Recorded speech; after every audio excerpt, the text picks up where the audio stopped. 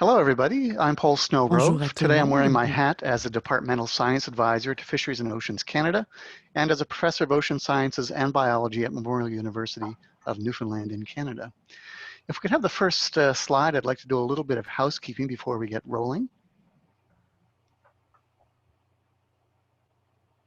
Well, that's coming up for our panelists and presenters. I'll remind you to please turn your cameras off unless you're speaking or presenting.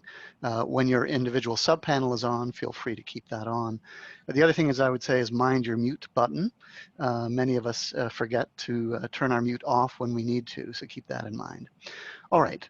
First of all participants are automatically muted, and so you will need to unmute yourself when you're ready to speak.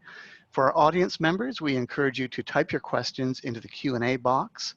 We won't actually have any live mics outside the panel. We are recording the session, and on video, the recording and video will be posted to the Decade website. You can see it posted here on the slide, so I won't read it. And then finally, a summary and PowerPoints will be available also on the Decade website. So check out those if you're interested.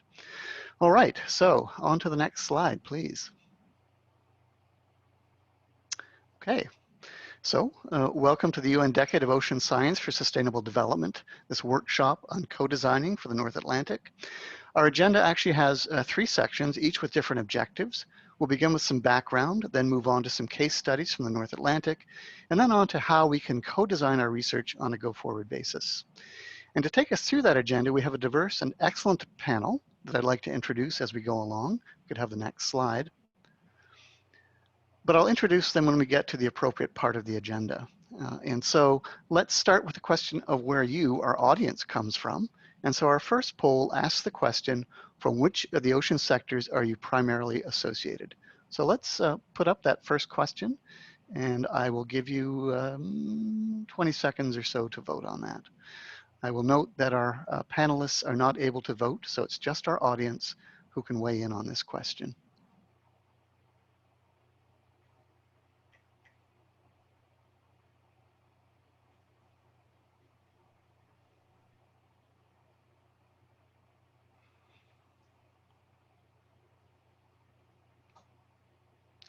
All right, let's go ahead and see what those results look like. If we can post those. All right, we have dominance by scientists and academics.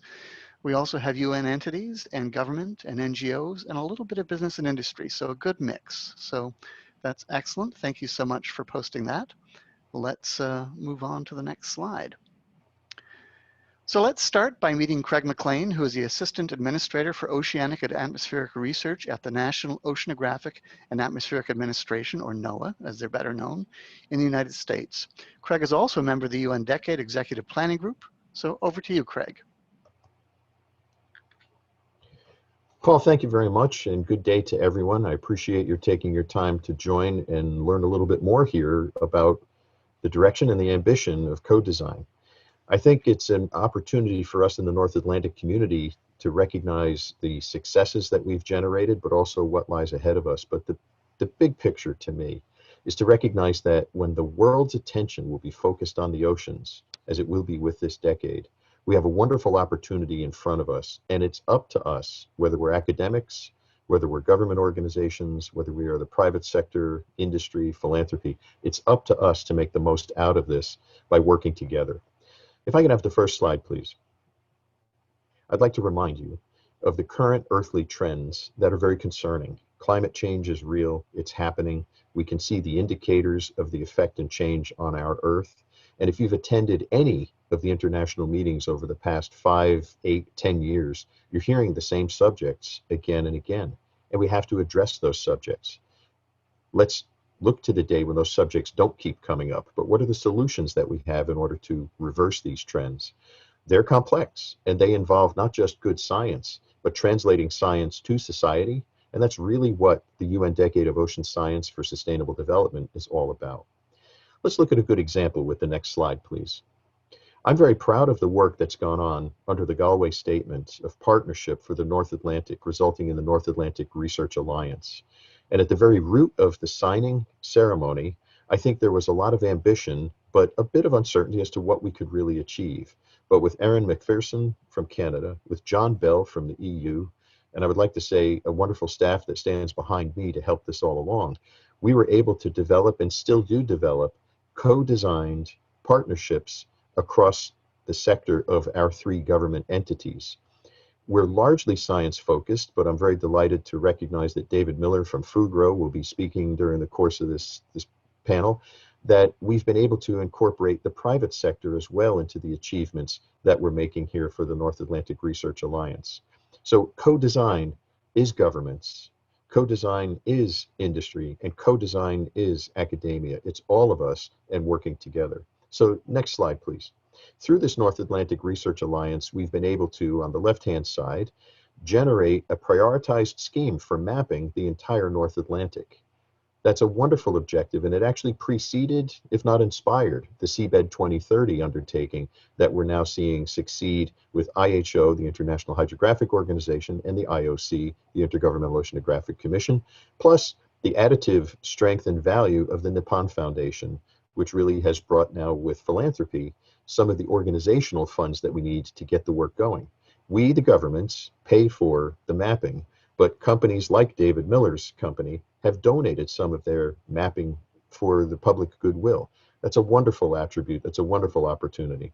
We'll shift over on the right-hand side here that we're finally paying attention to the microbial world, and there is, under the North Atlantic Research Alliance from Galway, an engagement that looks at the microbial component, so often overlooked because we frankly don't routinely see them, but they're very responsible for our ocean chemistry. They're very important for our ocean productivity.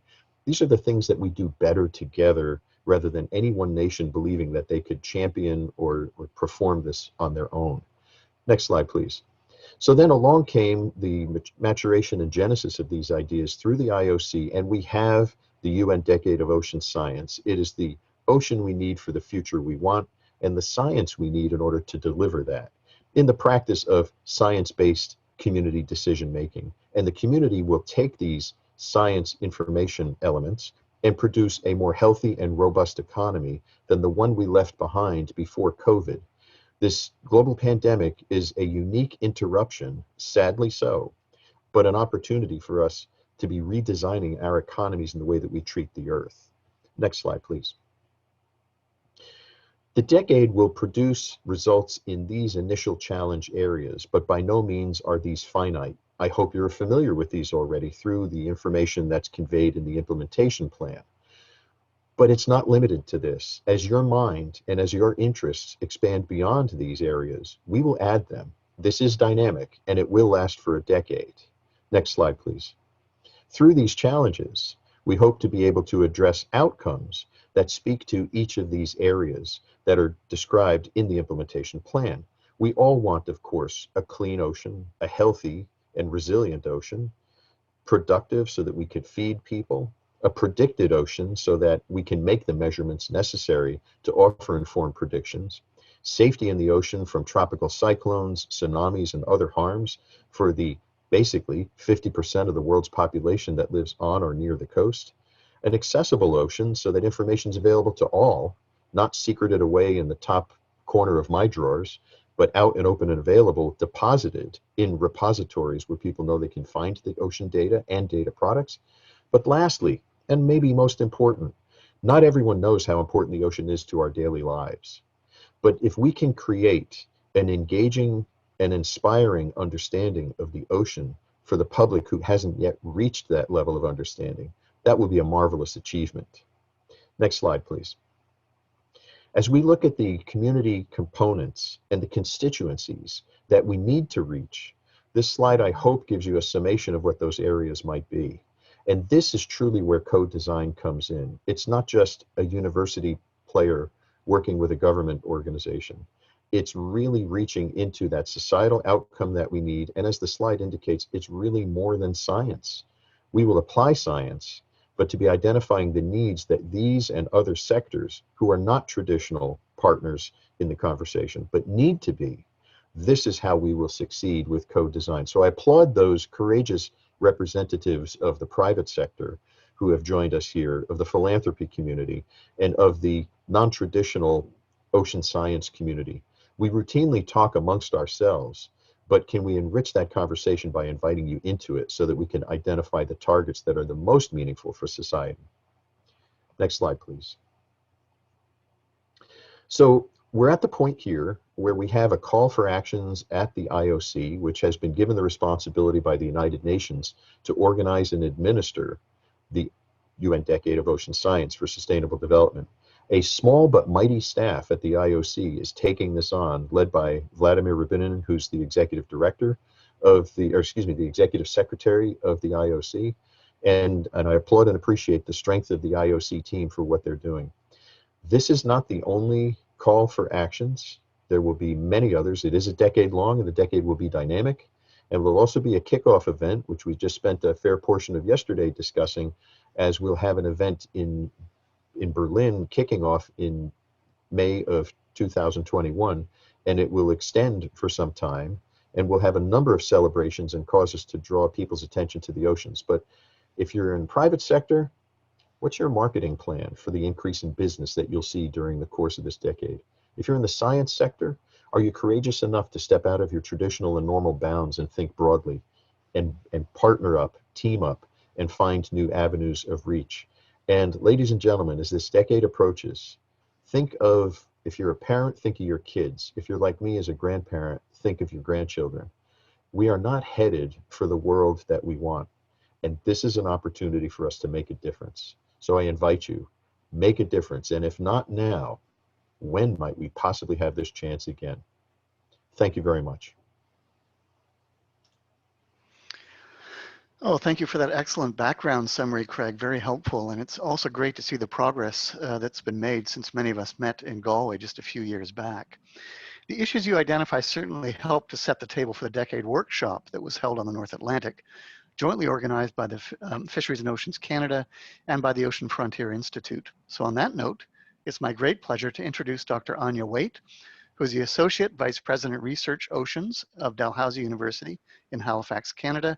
And she's also the Scientific Director and CEO of the Ocean Frontier Institute, where we work together. Dr. Waite also co-chairs the Global Ocean Observation System, or GOOS, Steering Committee. Over to you, Anya. Thanks so much, Paul, and thanks, Craig, for that really nice introduction to the aims and foci of the Ocean Decade.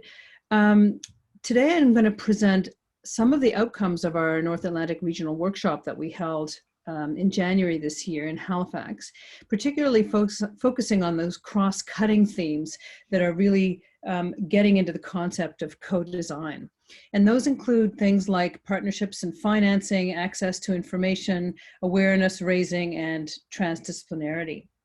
So if we start, first of all, with partnerships and financing, I think one of the key outcomes of the workshop was that it was important to start with existing partnerships like ICES, AORA, Horizon Europe, Goose, etc., and to build and then build on new things to align with the decade, but not to reinvent the wheel entirely. And that, in a way, means mapping globally what we're already doing and making sure that we're using those structures as well as we can be and linking between them where we need to. We also need to have new engagement strategies to bring in other sectors. In our workshop, for example, we had very, very small industry engagement. And I think that's a big challenge for people working primarily in public sector organizations to how do we reach out to our industry partners? How do we understand what their needs and wishes are? How do we make ourselves relevant to more than just the research or NGO or government sectors? And that means really our biggest challenge for the decade is going to be financing, and that certainly came across in our workshop.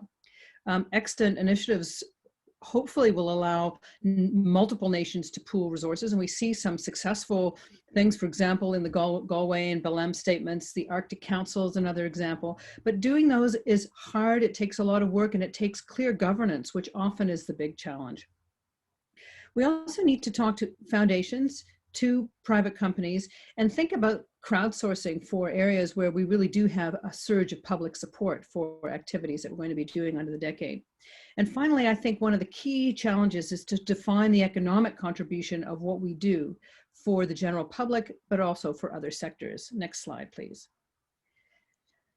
In the context of that, one of the most important things that we identified in the North Atlantic Workshop was that access to information and data and through that, access to knowledge was absolutely critical. So we talked a lot about fair data, but in the Canadian and other contexts, we also have things like OCAP, which is the Indigenous approaches to data, which must also be considered, and yet they go in some cases completely against FAIR principles because they're about ownership, control, and access, which Indigenous communities need in their local marine systems. So data access becomes an important issue in that context. And what do we really need to do for the UN decade to make sure that we're doing something at the global level that really makes an impact? And then how do we take into context really rapidly moving and novel progress in areas like AI, for example, artificial intelligence, which I think has the possibility of really bringing us to a next level for some areas, but certainly we don't have a coordinated global aspect for that. And then of course, increased access to information products by the public. We often talk to fishers, for example, in our communities who, for whom information and knowledge means something quite different than it does for academics, and having those conversations takes time and resources. Next slide, please. Another really important area where we did a deep dive in the North Atlantic workshop was into the understanding of how important the social sciences are, and increasingly so. And then the actual conversation between the natural, applied, and social sciences becomes an important area. And so the question is, how do you actually do that? Because scientists often are not trained to do that. They're trained to be in their own discipline. So how do we do that? And I'll talk a little bit later on about how we've tried to do at the Ocean Frontier Institute. We've tried to do that and had some success.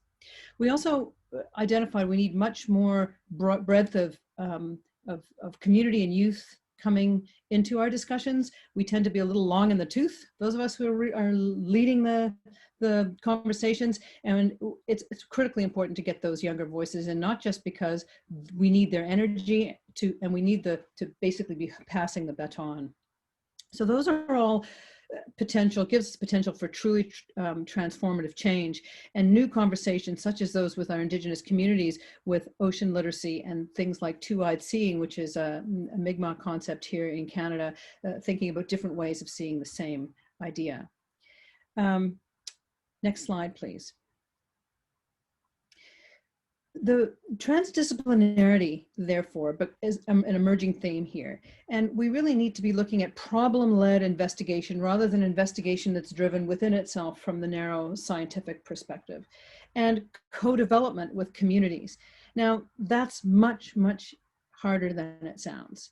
And we can talk about this later, but to me, it seems like we have not yet taken stock of the resources and new training that we're going to need to make that happen, because we're not trained to do this. And we need essentially a new set of practitioners who are able to come into that space. And that means sort of a new look at education, and both in terms of ocean literacy in the high school and early adult years, but also in the professional sense. How do we train professionals that do this and that help scientists get out of the narrow silos?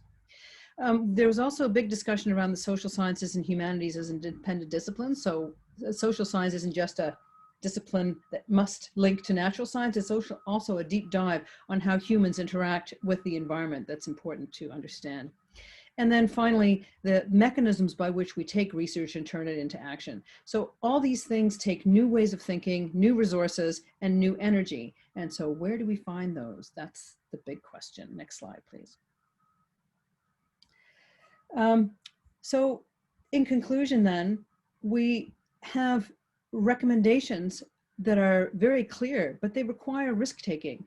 They require new things to do, and they require resources.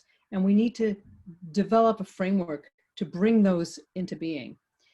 We've also had a lot of pushback from scientists, not exactly pushback against the ideas, but simply saying, how does legitimacy within science, so the deep dive that scientists have to take to wrestle with their own good quality science, how does that align with other ideas that may come from communities that may conflict with it? So are we now supposed to accept anti-vaxxers as scientists, or what does that actually mean? And I think that's obviously a deep dive into what does knowledge mean in different forms. Again, a challenge for traditional scientists. So we do need a new generation of transdisciplinary practitioners that can lift us into a new level of discourse here. And that'll be the challenge for the Ocean Decade. Thank you. Excellent, Anya. Thank you so much. It's hard to imagine that it's been a year or close to it since we all met in Halifax and actually had this workshop. It's been quite the year. All right, if we can open it up now for a couple of questions. We have our first one. So Janet Stalker is asking if there has been any consideration of adding formal and informal education organizations to the list of organization types to include in outreach activities. I was surprised not to see this issue on the expanding our outreach slide. Craig, did you want to answer that one? Yes, thank you, Paul, and thank you to the questioner. I think by all means this is included. We've not put any limits on the breadth of inclusion. And part of the UN Decade will be, and part of the co-planning effort for the North Atlantic will be embracing as wide an interested constituency as we possibly can. I think a subject that Anya and I discuss quite often with the GOOS work is reminding each other that there are constituencies who are using ocean information and oceans themselves, ocean benefits, who don't even realize it yet. So part of it is an awareness campaign, and informal education and groups that focus in this direction are very important for it. And that ranges from civil organizations to government-sponsored organizations such as schools, but also to even private sector or nonprofit organizations. Everyone is welcome here, and I think everyone can find a role in this. Thank you. Anya, did you want to add anything to that? No, I think Craig did a good job of answering that question. I think the question more is by what mechanisms do we bring in the educational institutions? And I think we do want to talk more explicitly about that. What's needed to make that happen? Great, thank you. I'm not seeing any further questions at this point. Of course, there will be more question sessions coming up. If we could have the next slide then. So thank you, Craig and Anya. You really set us up nicely for part 2 of this discussion on co-designed and co-delivered science, North Atlantic case studies. If we can click on the globe part of the upper slide there, we'll see if that'll actually run. I really use this particular graphic to illustrate the interconnected nature of the North Atlantic system. And that connectivity is both physical and geochemical. And of course, it begins with the physics. Martin will be pleased to hear me say that, which of course transports the nutrients, which of course drives the biology, which is what some of us particularly care about. And so the point here is if you look at storm systems, as you see in this lower left-hand corner, this is actually 2020 hurricanes. They connect the two sides of the Atlantic. If you see bluefin tuna in the middle image there, they move across the Atlantic and don't seem to worry about geographic barriers. And then, of course, how do we observe this broad swath of ocean and try to make sense of it? And so, of course, satellites have revolutionized our capacity to do that, but of course, they only see the very surface layer. And so this points to a need for observational capacity improvement and also working together to try and try and improve on that. Next slide, please.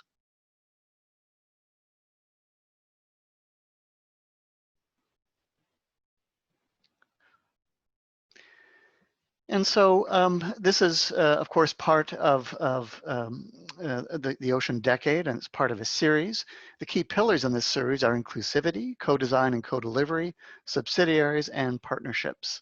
And so this whole initiative is based, of course, on the decade challenges and cross-cutting issues that include, among others, co-design, data sharing, ocean and human health, ocean climate nexus, sustainable economy of small island developing states, and of course, ocean observation. Next slide, please.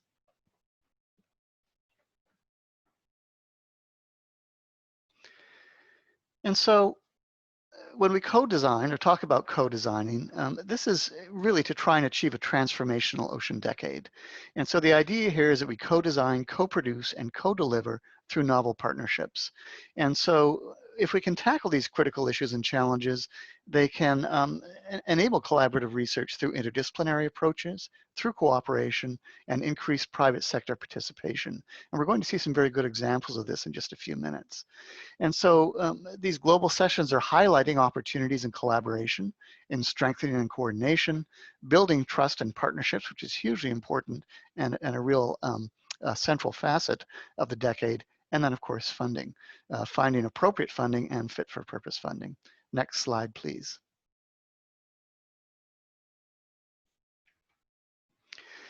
And so what do we mean here? Co-design refers to participatory development of a research project with stakeholders and users. Co-production refers to participatory implementation of a research project with stakeholders. And then, of course, that must follow with co-delivery. And again, the idea here is participatory development of delivery strategies that includes different stakeholders for appropriate use of the research, establishing knowledge sharing, and of course, data sharing, and then connecting communities, because the decade is about trying to enable and connect and bring people together. Next slide, please. And so that takes us to part 2. And so in this next part, we are going to talk about major challenges and opportunities for co-designed, co-produced, and co-delivered science, and focus really on regional case studies that have already started this process. So I'm going to introduce our speakers all at once for this particular subcomponent. Yeah, thank you for advancing that. Dr. Murray Roberts, a good friend of mine, is a professor of applied marine biology and ecology at the University of Edinburgh and will speak to us today about the Atlas project. Martin Visbeck is head of research unit for physical oceanography at GMR, Helmholtz Center for Ocean Research, Kiel, and professor at Kiel University in Germany. He's also a member of the executive planning group for the Ocean Decade. And then finally, Joe Garrett is a postdoctoral research associate at the European Centre for Environment and Human Health at the University of Exeter, based in Cornwall in the UK. So let's start with the Atlas project, which I had the pleasure of working with, which was one of the first Galway Statement linked projects funded under the European Union's Horizon 2020 Research and Innovation Program. Atlas focused upon improving our understanding of deep sea ecosystems, exploring options for their spatial management, and feeding that information directly to policy. Murray, take it away. Thank you so much, Paul, and hello everybody. It's a real pleasure to be with you, and thanks so much for the chance to speak. I want to spend the next few minutes reflecting on lessons learned in the Atlas project, and my brief was really to look at both opportunities from such an approach, but to be honest about the challenges of co-design and the challenges of delivery. And Pour les défis relevés à offrir, alors j'ai appelé ça les aventures atlantiques avec Atlas. Alors on a travaillé tellement près avec les éducateurs, des professionnels, des spécialistes, afin de développer toute une série de matériaux pédagogiques avec Atlas. C'est sur notre site web, je vous invite d'aller visiter. On a parlé des leçons apprises pendant cette période de temps et on anticipe un nouveau projet dans le contexte de toute l'Atlantique. Prochaine diapo, s'il vous plaît. Atlas, comme Paul l'a dit, a été financé par l'initiative de l'Union européenne. Ça c'est le premier défi. Et je dirais, parler de ce défi tout de suite quand on passe à cette décennie qui doit travailler de façon transfrontalière. L'Union européenne doit il a engagé beaucoup d'argent, mais c'est juste pour en Europe. Dans le contexte d'un plan de travail intégré, le Canada, avec le Canada et les États-Unis, ça pose des défis. Alors, ça faisait une partie de cet élément trilatéral. On doit tous travailler très fort afin de créer des occasions de financement ainsi que tous les autres étapes. Alors, je veux juste dire ça au tout début. En parlant, vous pouvez voir les données du projet Atlas, l'envergure du consortium, le budget requis. On a travaillé pour 4 ans et demi afin d'évaluer les écosystèmes atlantiques. On peut voir qu'on utilise des leviers, par exemple du tambour des navires, c'est des contributions. Il y a toutes sortes d'accords qui ont été faits. Alors, il y a eu 45 expéditions sous Atlas. Je parle également de Aspire, qui est dirigé par NOAA. Le concept pour ça qui a été initié, se suivit les réunions Atlas. Alors, on se regroupait ensemble, regroupant les gens ensemble avec toutes les données dans un espace. Ces concepts ont été de l'avant. L'équipe Atlas a été formidable. Vous pouvez voir les partenaires, c'est des organismes d'académiciens, mais également des liens avec des tierces parties. On avait des partenariats associés avec NOAA ainsi que d'autres organismes nord-américains. Je ne vais pas lire tous les données en rouge, mais je suis très fier de la contribution scientifique. Plus que 116 papiers de recherche qui ont été publiés, il y en a 90 ou plus qui vont être publiés. Prochaine diapo.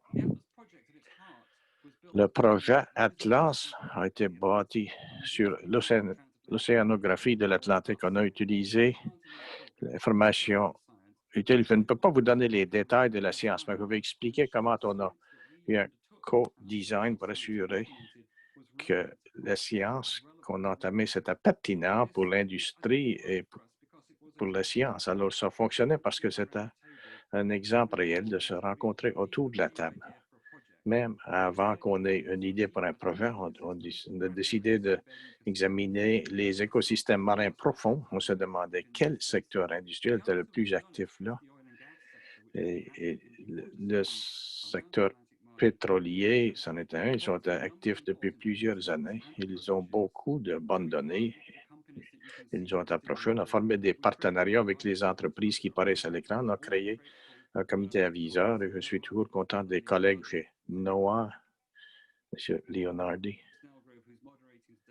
c'est que M. Snellgrove qui faisait partie de ce conseil aviseur.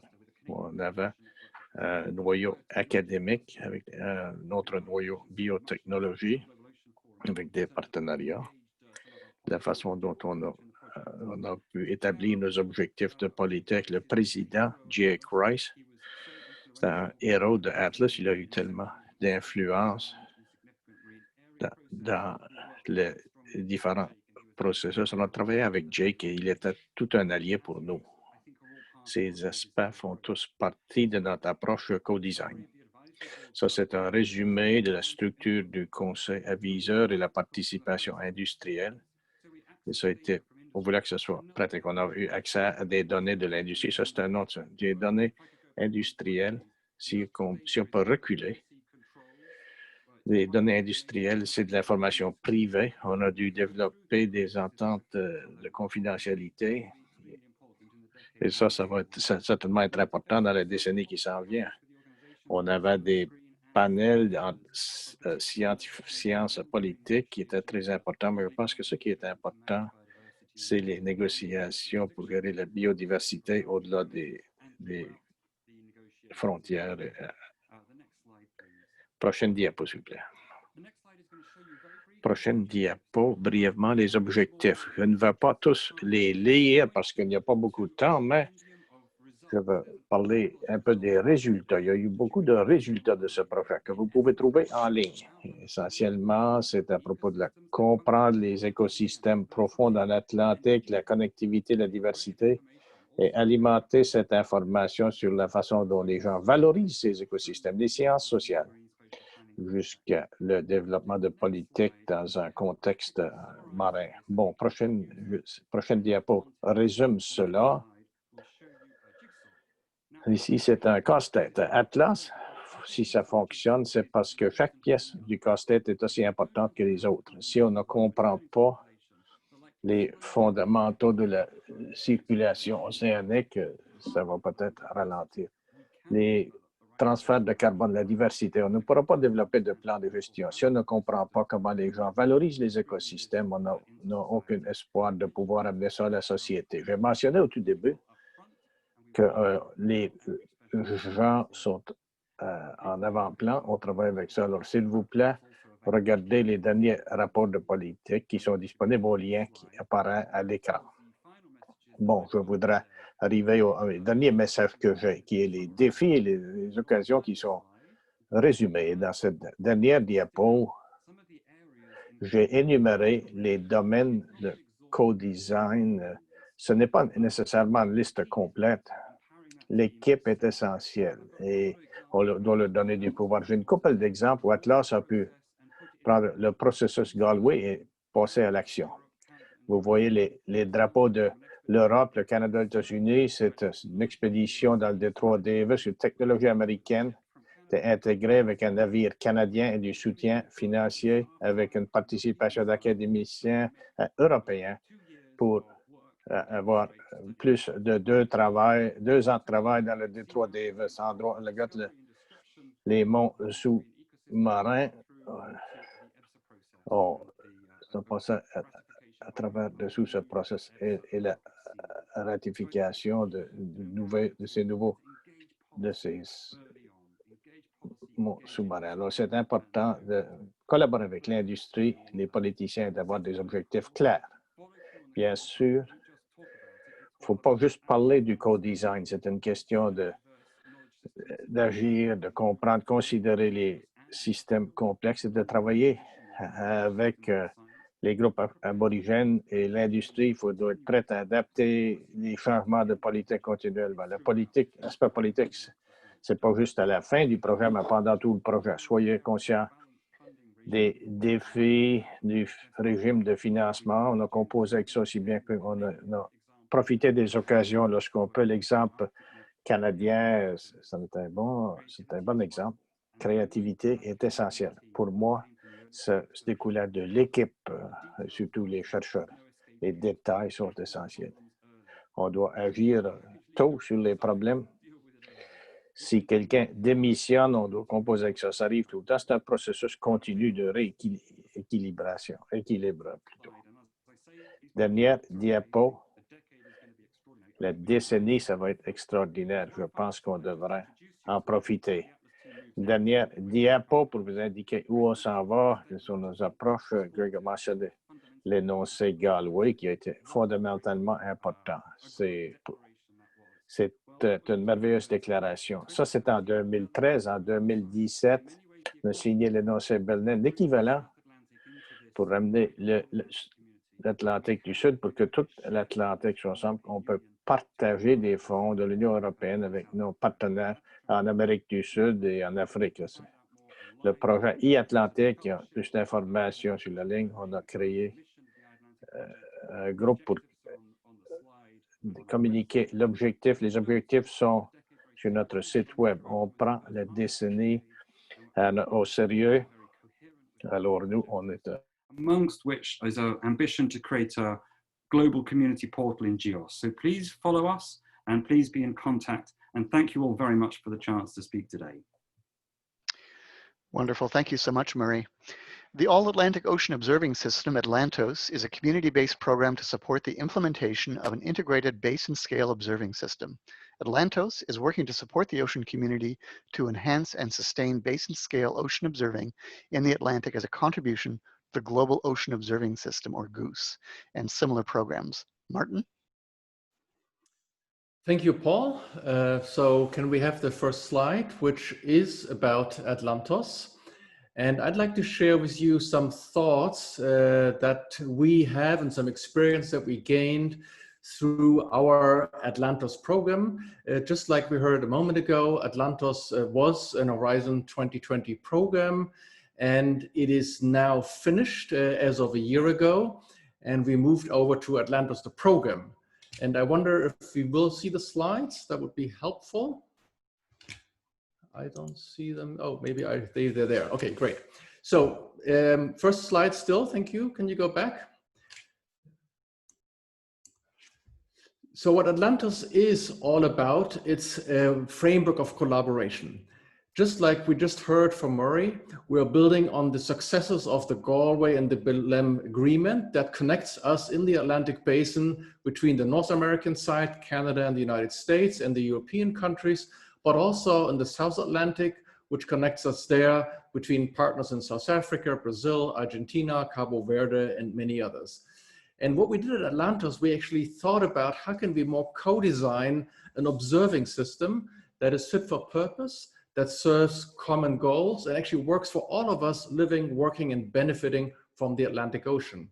And the way we approach this problem is, you can see on the top right graph, which we say on the top here, there are societal needs for information. Murray gave some good examples, for example, for the BB&J process, looking at deep sea biodiversity.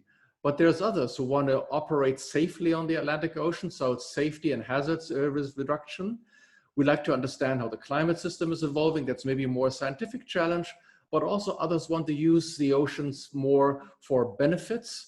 That could be harvesting of resources, things like fish for food security, but also minerals, energy, many other areas. Safe transportation, efficient transportation, but also tourism. Tourism, by the way, happens to be the largest economic sector, both in Europe and North America, as I understand. So these various needs for observing tended to be resolved when specific observers focusing on one challenge. And what we did in Atlantis, we thought, wouldn't we be better if we integrate these various aspects of observing to a common system?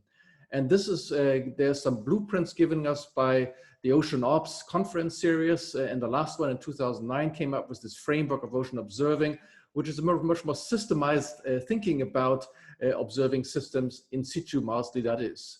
They are obviously supplemented by components from space, but we're looking at all of it. And this value chain then says, so we have the networks in the right graph in the right end, and it says networks, the various things like ship-based hydrography. It can be seabed mapping, but there can be the Argo autonomous networks, buoys, floats, but also actors from the private sector, ship operators, and so on.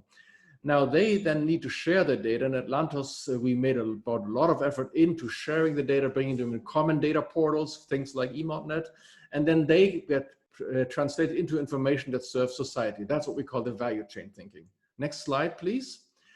Now in Atlantis, the program, we're continuing to improve international collaboration, and with the idea to really design and implement the more advanced system. We just discussed that also last year in Halifax. But it is really important to promote engagement and innovation of all aspects there. And we have some new opportunities that I'm going to speak in a moment around digital there. But it is important to make sure that these systems deliver quality and authority information. So this is where organizations like the Global Ocean Observing System of the Intergovernmental Oceanographic Commission of UNESCO, GOOS, come in, but also GeoBlue Planet are quite helpful there. And all of this is actually contributing to the Galway Statement. In the program in Atlantis, we focus on two areas of work. One is the basin scale implementation for the Global Ocean Observing System, really bringing about this co-design and partnerships and implementing an observing system all around the actors in the Atlantic, but also advancing some what we call use cases for issues around carbon uptake that Murray just mentioned. How much is the overturning changing, and what does that mean for the carbon cycle? Things like sargassum, we're going to hear about that a little later in this seminar, but also opportunities by animal tracking to understand where migration or fish fleets, swarms are going, and how are they affected by change. But we're also interested in issues like the upwelling system and the fishery opportunities that lie there. So many benefit opportunities, and we're showcasing them in these some use case approaches, how by working together and having a joint up system really is an advance for all of us. The system needs to be co-designed, it needs to be co-delivered, and the information is really helpful for across a wide range of sector of stakeholders. Next slide, please. Now, in order to do this in our modern world, we're now harnessing the full power of digital innovation that there is. And we tend to these days talk about digital twins of the ocean.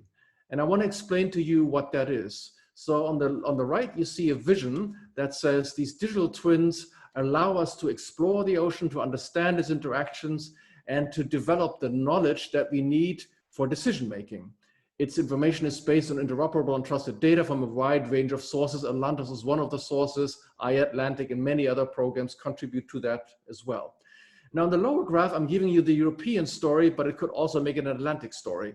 So on the left-hand side, we have satellite capabilities. In Europe, we have the Copernicus system, but the US has also great assets, Japan and China and others. Then we have the observing systems, Atlantis, the European observing system, and certainly the Atlantic version of GOOS.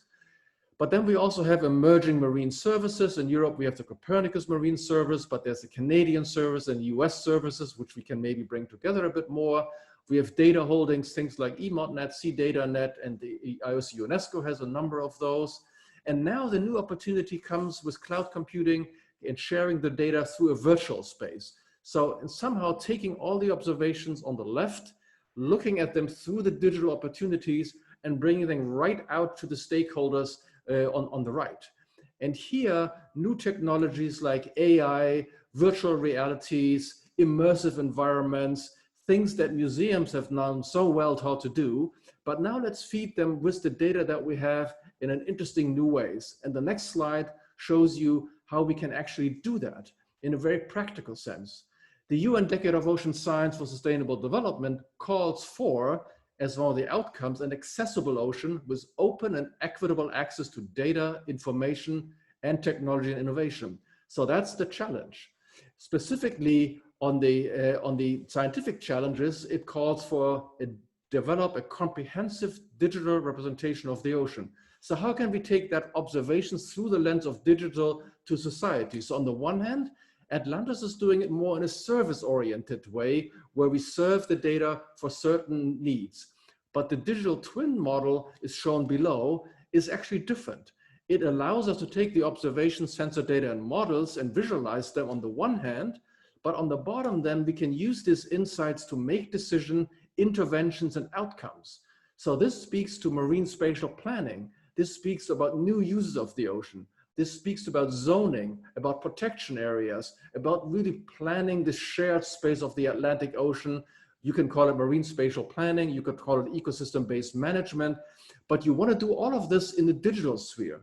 And that is what these digital twin of the oceans allow you to do before you then implement it in realities and bring it into law, into regulation, into procedures. So going from observations to the digital landscape to these exploratory spaces like digital twin oceans is really a fantastic innovation. And I think the decade and the next 10 years can make a huge step in making all this information available to all of us to really facilitate in a very practical way the decision-making that we want based on co-design science, co-design knowledge, and co-design information. Thank you very much. Thank you so much, Martin. So we've started out in the deep sea, and we've moved to add in the surface layer, and now we're going to add in the human element. So the Blue Health Project is a Horizon 2020 funded and multidisciplinary project that spans 9 European partners.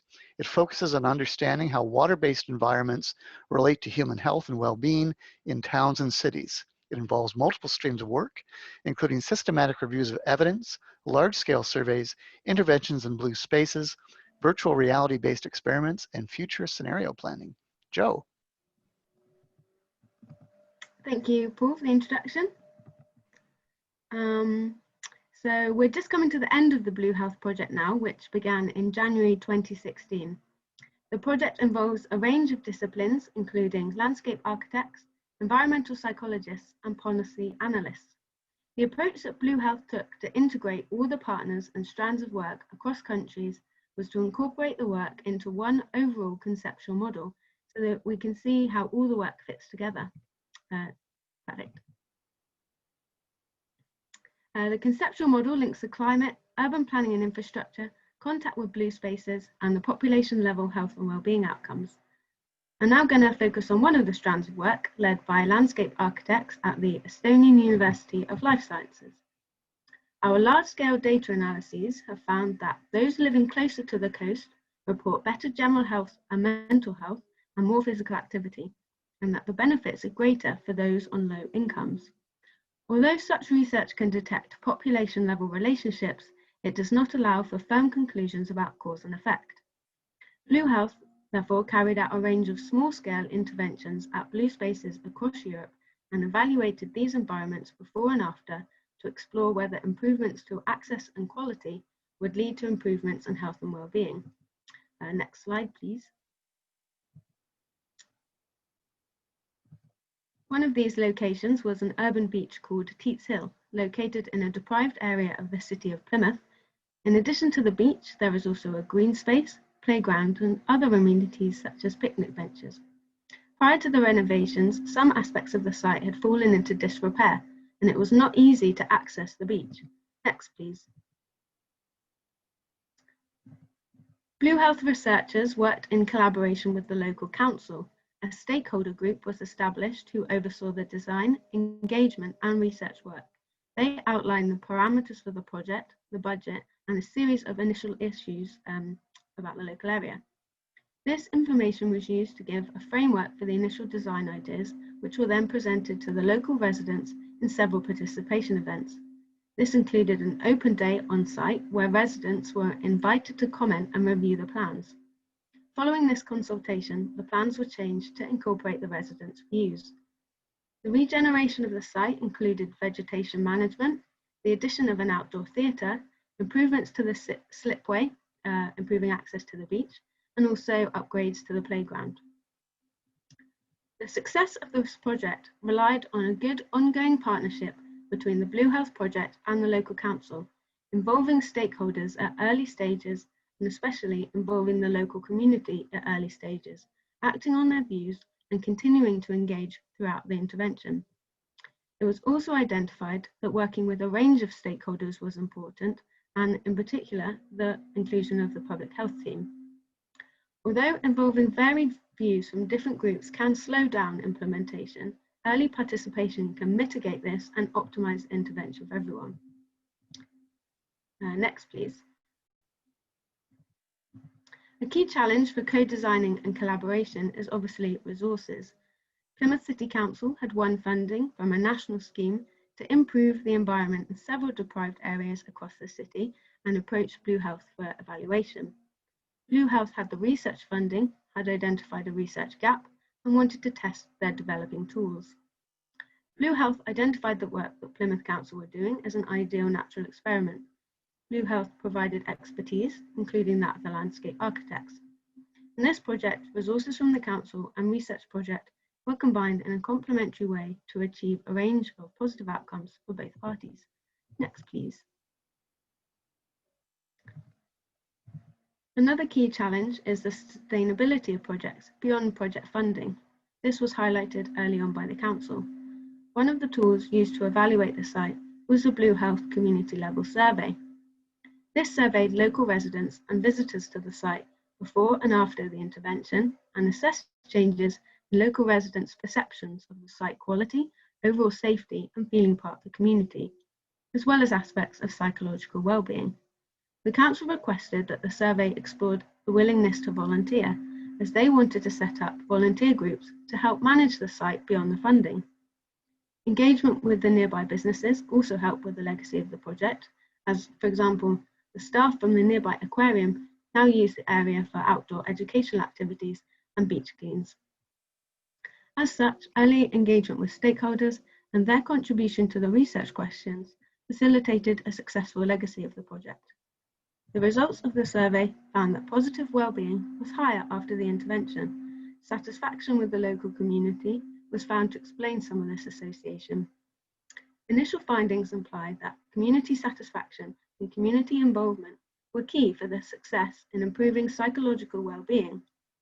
The physical alterations to the site were accompanied by a series of organised community events, which not only constituted the consultations, but were also aimed at inviting families and friends to socialise. It is plausible that this series of events and the co-creative aspects of the design process are responsible for the reported levels of satisfaction with the community, which in turn led to more positive well-being and life satisfaction. As well, crucially for Blue Health, many of the questions used in the community level survey at this small scale were the same as in the population level Blue Health International survey, and this allows consistency and comparability between the surveys at different geographical scales. Next, please.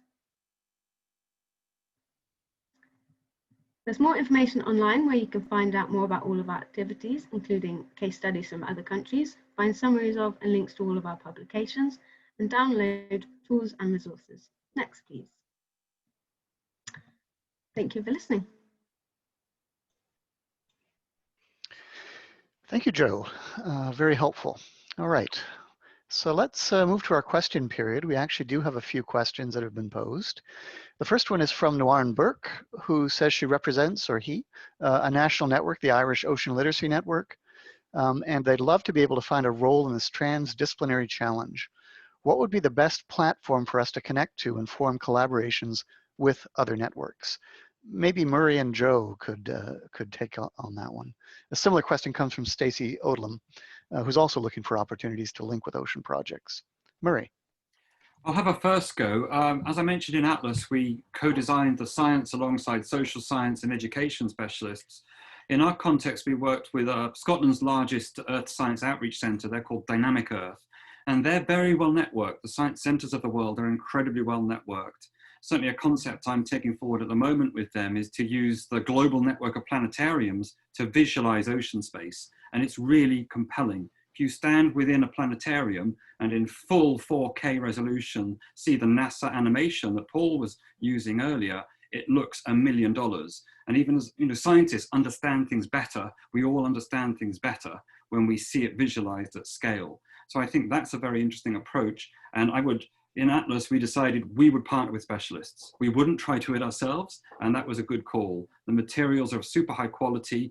They also engage with, in our case, communities on the Hebrides, the Atlantic-facing communities, and the poorer communities in Scotland who need the information. I think one of the traps is often preaching to the converted with projects if we're not very careful. So we were really keen not to do that. Thanks, Paul. Thank you, Murray. Joe, did you want to add anything there? Just to say that where we worked on the particular project that I mentioned, it's right next to an aquarium, and this aquarium is linked with a collective called We Are Ocean, which is a network across Europe thinking about ocean literacy. The question asker might well be aware of this already, but they're trying to expand their network to achieve their goals of ocean literacy. And I attended a workshop last year where people with different areas of expertise all try to come up with ideas and potential projects for the future to collaborate. So I think it's well worth looking up the We Are Ocean Collective. Great, thank you. We actually have a shout out to Martin and your course, which apparently is one of the best ones that Stacey Odlum has ever taken. But we also have a question from Boris Worm. Oh, shoot, it has disappeared. I'll take it, Paul. Did you see it before it disappeared? Okay, please go. I made a mistake on replying to him and then it's gone. So Boris Worm asked the question whether there are already some versions of the digital twin oceans in existence, and if he could see what they are and how they would be allow him and his community to connect to that. And Boris, it's a good question, and my answer to that is simple. The framework of digital twins comes from engineering. It's about optimizing design of some things. They've been doing it for 20 years. So if you build a Boeing or Airbus wing, they have digital twins for all of that. But I think to use it in the environment is something that we kind of always do, but we never call it like that. In some sense, you are sort of ocean component of an Earth system models is in one way is a very simple, a particular twin of the ocean system. And that allows you to ask what if questions. How would the ocean change if the climate is warming and if you release more CO2? And the answer is in many things are not very desirable. So now we're thinking about maybe you don't want to do that. So maybe a good idea would be to draw down some of the carbon into the ocean system. And then again, in your digital ocean twin in the Earth system model, you find out, well, if I do that, the ocean is going to be more acidic. That's maybe not good for the fish either. So there's complicated interactions that these digital environments allow us, and us, I mean you and me who have access to these high-end systems can do. But I think what we're looking for is taking that approach and bring it more holistically also to the non-expert users. So I'm thinking of a very simplified, maybe with machine learning and AI, boiled down version of these complex models that you can really explore with in an almost gaming environment, or more seriously for some true marine spatial planning. So I think the opportunities are endless, but what we need to do is to really provide the data in an accessible way and provide some machineries and the tools that people can put together their twin of the ocean for the problem that they're interested in. I think that is the exciting space for digital twin ocean frameworks. And I hope that we can put together a global coalition of actors to build digital twins of the ocean for the Atlantic, like in Murray's case, for the deep sea, in your case, maybe for the Canadian shelf region, but also many other cases that we have. I know some communities have them already. For example, Tromsø has a digital twin of the ocean in GIS space for their marine spatial planning. So there is some expertise in the community, but we want to bring this together to a more impactful and global coalition. And I hope that you would be interested in joining us there. Thank you, Martin. There's a related question, which is from Ellen Kensington. Have you brought in stakeholders to produce some early test scenarios on the digital twin ocean concept? In fact, that is exactly what there is. I mean, digital twin oceans is not a frame that a scientist would come up with. It is a frame that engineers come up with. And engineers always respond to something building stakeholders' action. So the whole frame of digital twins is stakeholder oriented. And indeed, we have developed in Kiel also some simple versions. These are more like fish stocks models where you would try to find out, well, and we actually have them on a digital map, and you can drive your fishing boat around and take fish catches. And then you can see how protected areas work, how overfishing is detrimental to the fish production. And the systems of digital twins in a more gaming environment have been developed with museums, with school kids, with fishermen. And it's really fascinating to do some social science around them and see how different a school kid plays in such an environment compared to a professional fisherman. So we also use them actually for behavioral analysis. So they're really exciting frameworks from simple to grand. And what we're exploring here in this digital twin ocean concept is all of them. Great, thank you. We have another question from Ellen Kensington, and that's how do we get new voices engaged? How different would our science look if the questions were raised and answered from a base of traditional knowledge, for example? We have fantastic work from the West, though, through thought processes, but I think it's important to at least explore other options now that we have the basic information in place. Would Joe or Murray or anyone like to comment on that? I can just mention a couple of things briefly. So with our specific intervention in Plymouth, we created this theatre environment, which was then, which is directly next to the beach at the top of the slipway accessing the beach. And this environment is now used for all sorts of educational and theatrical and performances, helping to directly link, in particular, young people to the sea in this case, and it's right next to the aquarium as well. So I think, making engaging spaces that connect people to the sea can really help a whole range of people in society use imaginative ways of connecting people to the sea. Great. Murray or Martin, would you like to comment? Just a really quick one, Paul. So I mentioned very briefly diverse knowledge systems. So certainly for the Atlantic, as we move forward with the huge geography that we're dealing with of the entire Atlantic basin, we're working with a lot more local communities and trying to get information through that system and dealing with the ethics around that very, very carefully.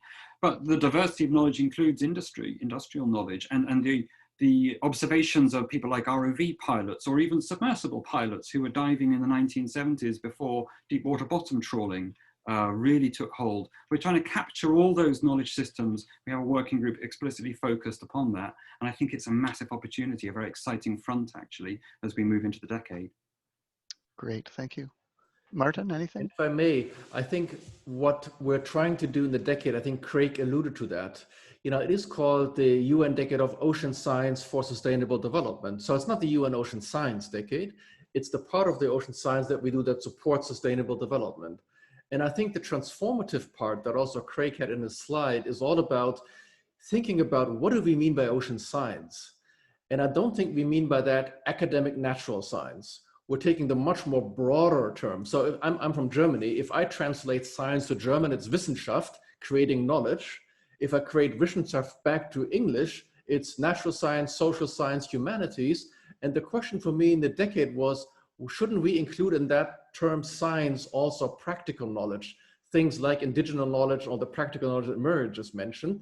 And I think if you want to make progress in any of these sustainable development challenges, we have to embrace all the knowledge systems, because at the end of the day, it's a community decision where we want to go, and it has to be also acceptable to all parts of society from whatever background or knowledge system they come from. So I think that is the opportunity of that decade to really widen the tent of what we mean by science, but also have these negotiations how somehow indigenous communities are not the outreach part of what we do, they're an essential part of who we are and who we want to be. So they're in the community.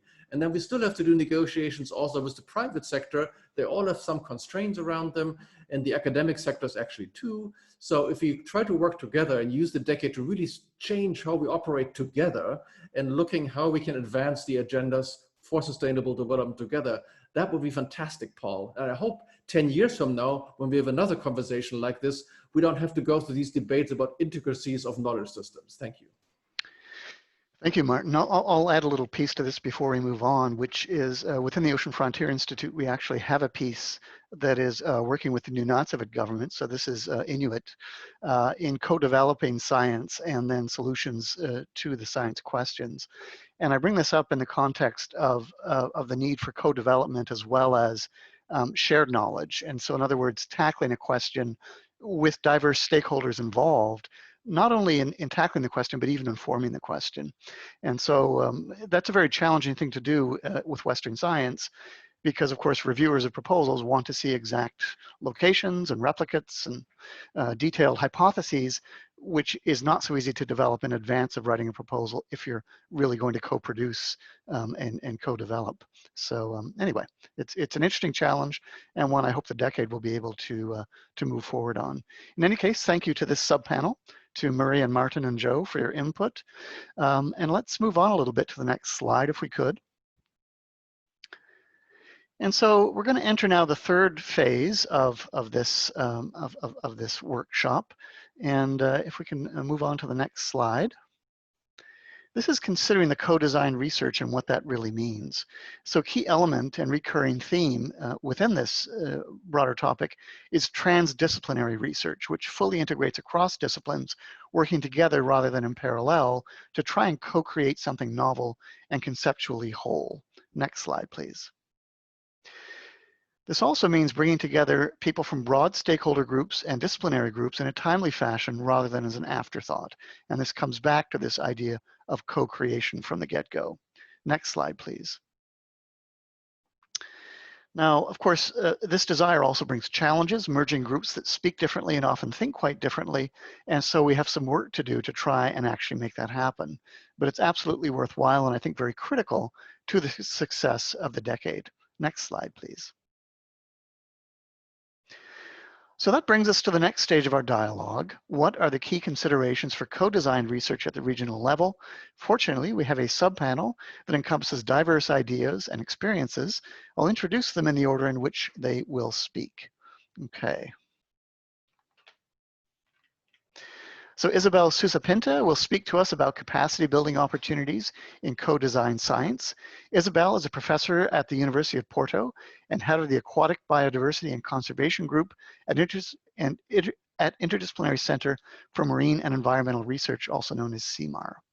Guillermo Ortuño Crespo will speak to us about co-designing effective ocean science collaborations with industry partners. Guillermo is a postdoc at the Stockholm Resiliency Center who works with a novel spatial management study in cooperation with the Inter-American Tropical Tuna Commission to develop the first ever tuna RFMO dynamic spatial management strategy. Our third panelist is David Miller, who will speak to us about designing financial structures that support collaborative research. David is Fugro's Government Accounts Director for the Americas region and leads Fugro's global support of and participation in Seabed 2030 and the Ocean Decade. And Christine Brusendorf will speak to us about mainstreaming transdisciplinary research into training and educational opportunities. And Christine has served as a General Secretary of the International Council of Exploration of the Sea, or ICES, since 2012. And finally, Anya Waite will speak to us about fostering cooperation between disciplines, sectors, and communities of knowledge, including Indigenous communities. We've already met Dr. Waite earlier in this session. She is, of course, Associate Vice President Research at Dalhousie University and the Scientific Director and CEO of the Ocean Frontier Institute in Canada. All right, so let's start then with Isabel. Hello, well, thank you for the invitation and the possibility to speak. So I'll be talking about capacity building opportunities in the framework of this case study that Martin already mentioned in the framework of Atlantis, that deals with mitigating impacts of the sargassum on coastal communities of tropical Atlantic, both in the African and Caribbean side. So next slide, please. So a little bit of context. So this is really a case study is very focused on needs of the community. So what happened? Some years ago, the beaches in the Caribbean and then after in Africa also began to be inundated by tons, really tons of seaweed that will start rotting at the beach and really creating a lot of problems, both for the local communities, health, and of course, very nasty smell, but especially for their big tourism industry. A lot of these islands really, their main livelihoods depend on tourism. I mean, of course, the tourists didn't want to come to beaches that are smelling terribly and really hurting their throats. So next slide, please. So this was an interesting subject for Atlantos because it was really basin-wide, so it was a large scale. It was not the all Atlantic scale, but it was a quite large scale, and really contained a very clear community need. So next slide, please. So another angle is that this seaweed probably came from the Sargasso Sea. That is a very important ecosystem that really it needs protection, and we, for the conservation community, would not really like that the fight against this pest of Sargasso really would end up hurting this important ecosystem. Next, please. Next slide. So there is already some years of observation since 2011. This is a phenomenon that is seasonal and happen almost every year. It continues after 2018 and then 2017 and 18. Actually, since 2015, we saw this incredible belt ranging from Africa to the Caribbean. It was something that we believe never happened before, so something completely new. So next slide. So another angle of this is this, a lot of people, industry, and actually also local communities started looking at this from another angle. Seaweed cultivation is becoming a very interesting activity in many parts of the world. It was already big in Asia, but now also in the Atlantic. And so the industry started looking at this biomass and wondering if this could not be used actually for a lot of different uses that we know seaweed can be used for, including for construction materials. These are local solutions to fertilizers, and one of the ideas is also if this could be used as a carbon sink mechanism. So if we could sink it to the deep sea, if we could just be taking out carbon from the sea, which will also be beneficial. It also can work as a bioremediation, since seaweeds are very able to clean the water from excess nutrients, but also from heavy metals and so on. So next slide, please.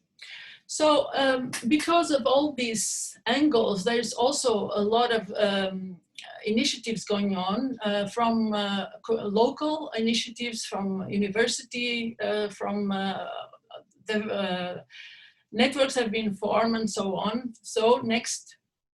So when we decide to work with this, one of the things we found is what are we lacking and how can we move forward to really solve this problem.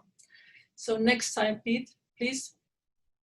So we, with many other partners that you can see here, the GeoBlue Planet, UNESCO IOC for the Caribbean, the Air Center, and many others, we really start looking at designing this Atlantic scale for collaboration and really bringing together the communities that are really affected and are really not only affected, but interested in this whole sargassum thing. And so one of the first things that emerged as a need was really a way where people could find all the information easily, not only on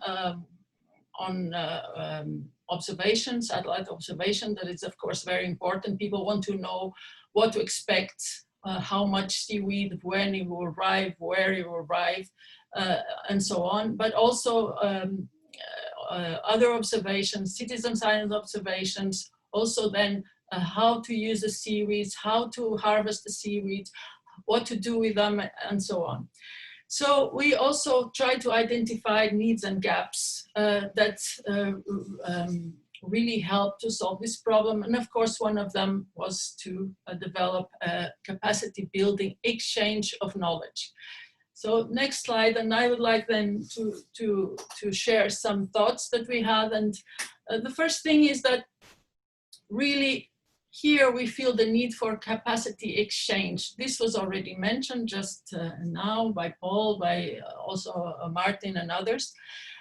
This is very often not only a really one-way capacity building, it's really exchange of knowledge. Of course, we are doing this now. We are always exchanging knowledge, but really sometimes we feel that there is a need for a more formal way of exchange knowledge, to bring knowledge from the, as was said before, about practitioners, from people from different backgrounds, from different cultures. The indigenous people were mentioned here, but also practitioners and local communities.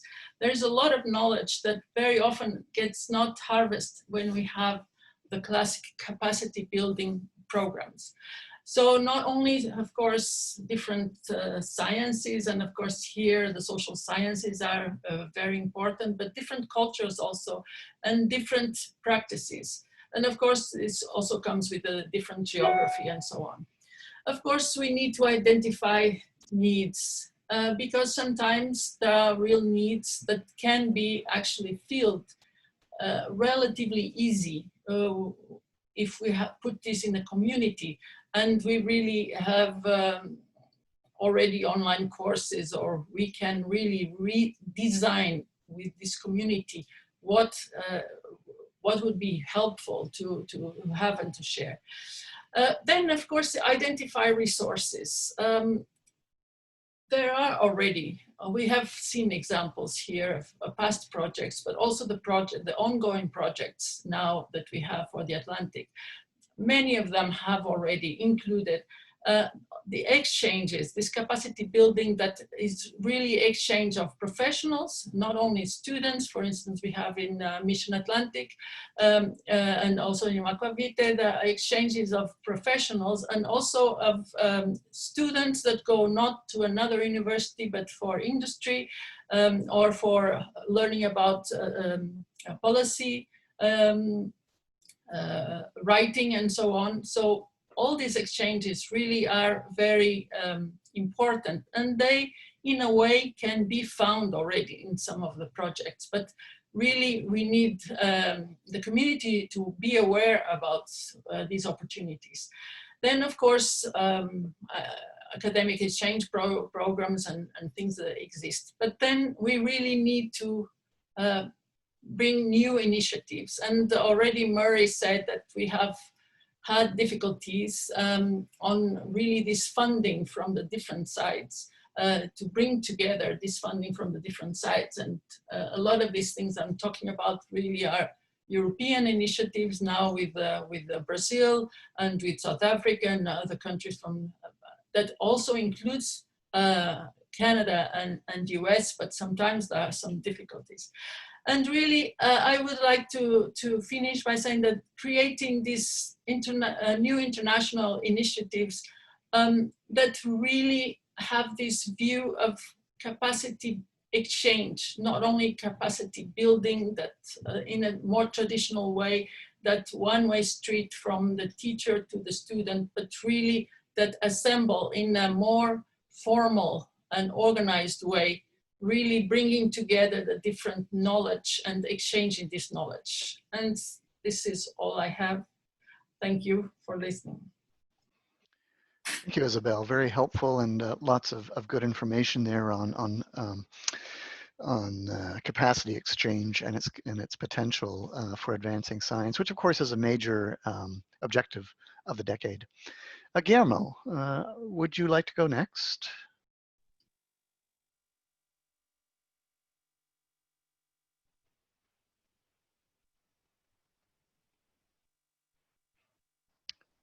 Guillermo, are you there? If you may be muted if you're trying to speak.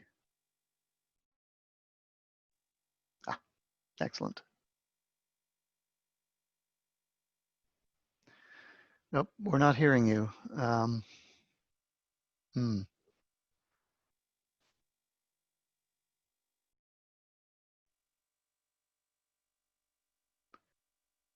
You're showing as unmuted right now. I don't know if you are. Try speaking. No. Shoot.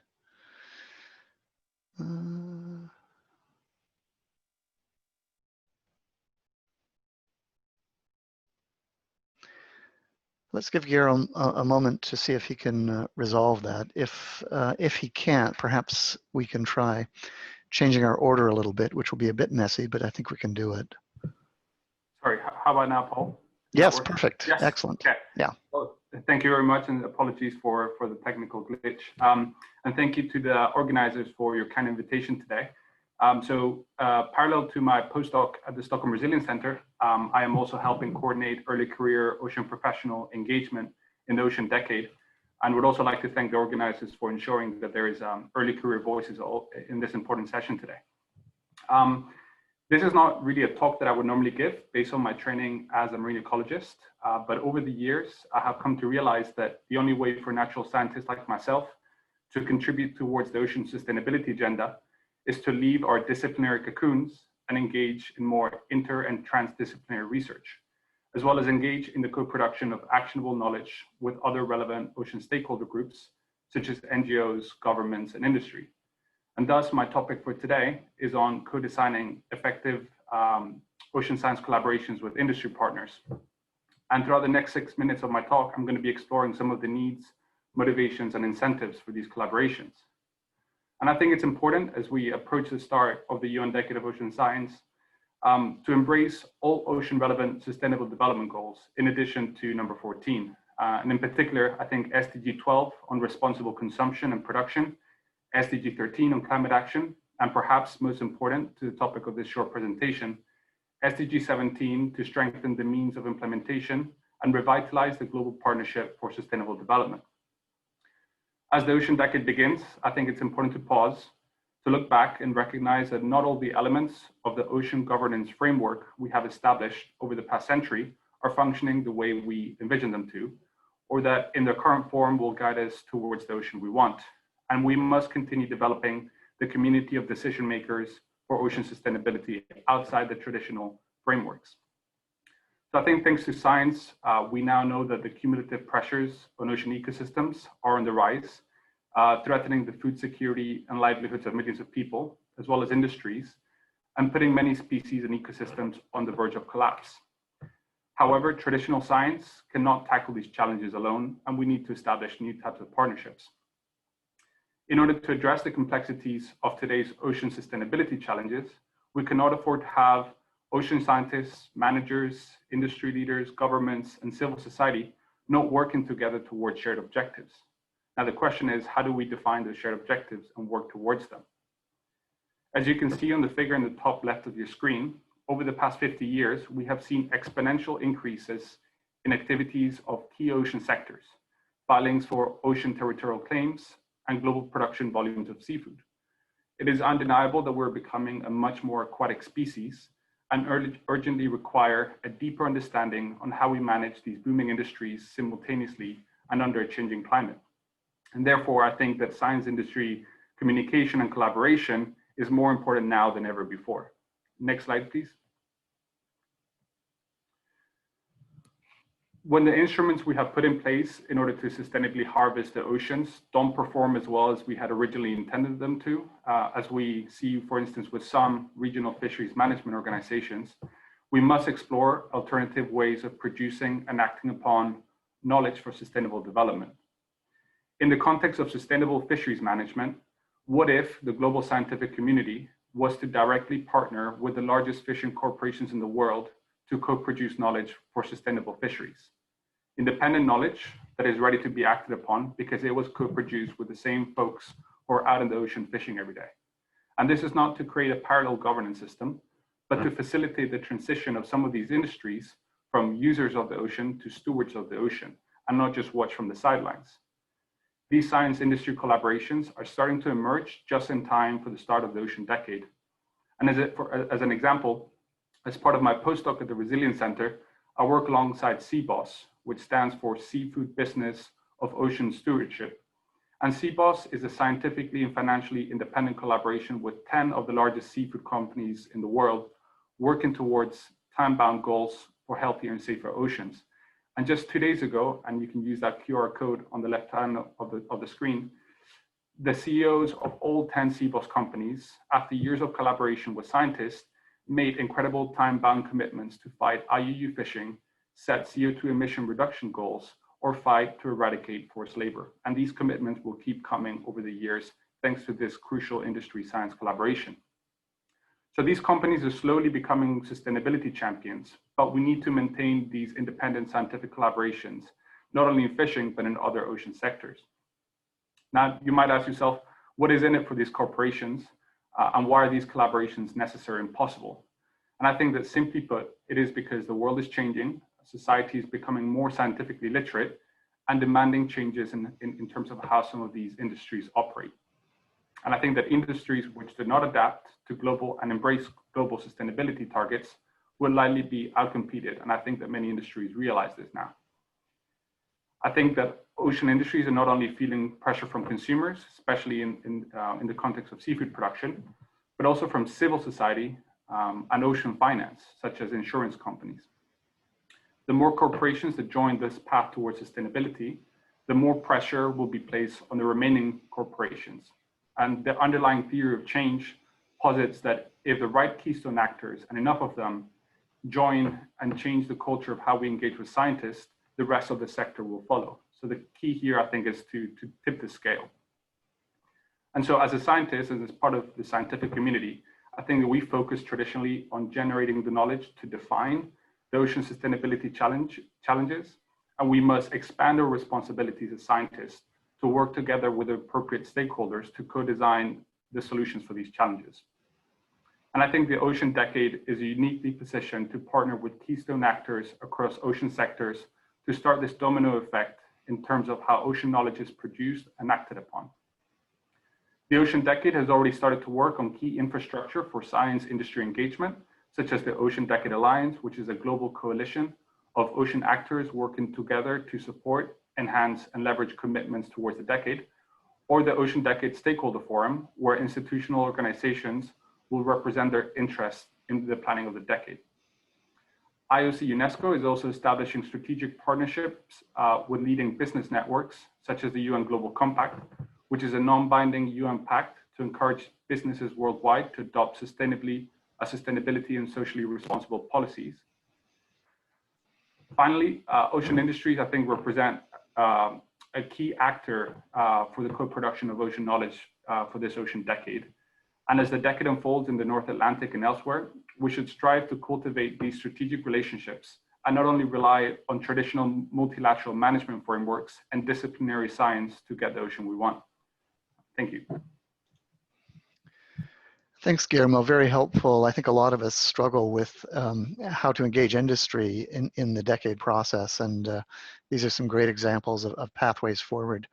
We'll continue on the industry theme now with David Miller. Before David begins, though, I will encourage you all to post questions in the Q&A if you're interested in doing so.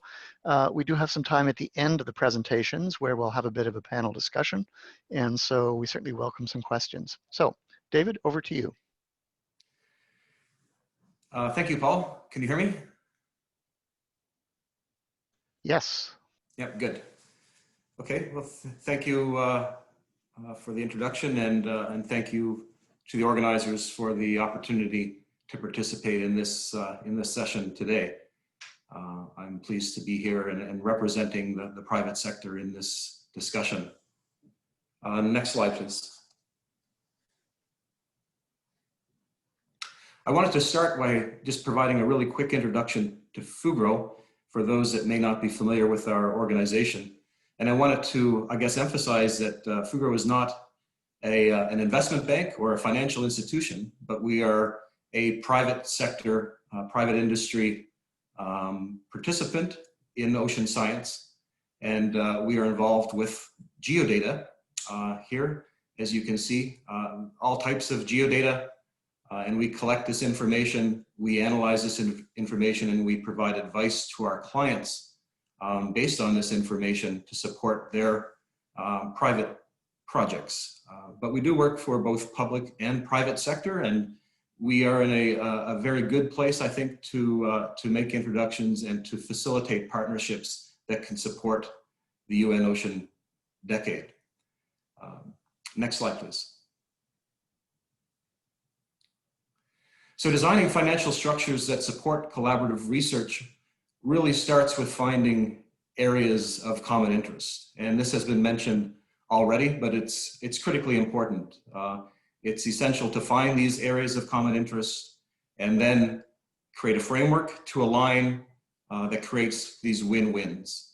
And this is really the key, I think, to attract private sector participation in these efforts. And the alignment and the common interest can come in several areas. It can obviously be geography, it can be across sectors, and ultimately across disciplines as well. So the emphasis is on trying to be transparent and good communication, which will lead to these conversations, ultimately to find the areas of common interest around which these partnerships could be developed.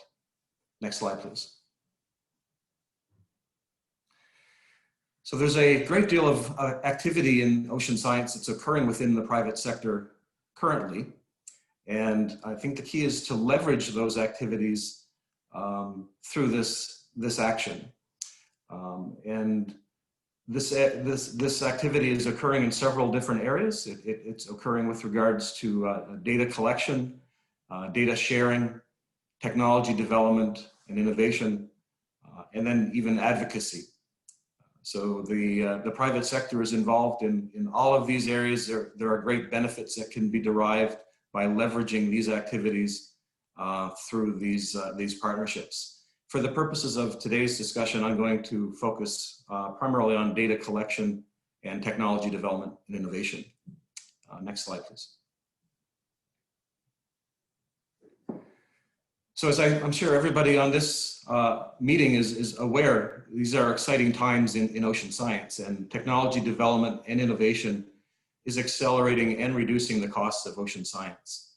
There is tremendous investment in innovation and research at the moment, and there are exciting new solutions and sensors and platforms that are being brought to the market.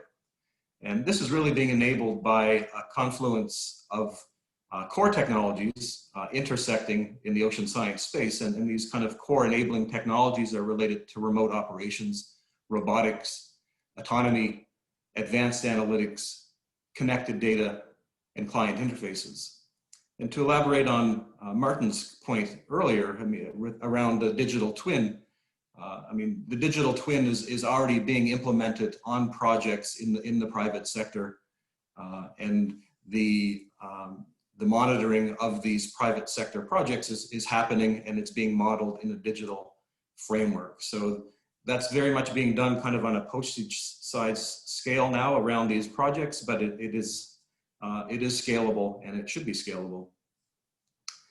Regardless, these innovations could be leveraged through cooperative research and development agreements and frameworks between the public sector and the private sector, and essentially investments from both of these sectors being brought together to accelerate the development or to create more fit for purpose solutions that meet very specific goals and needs of the decade and beyond.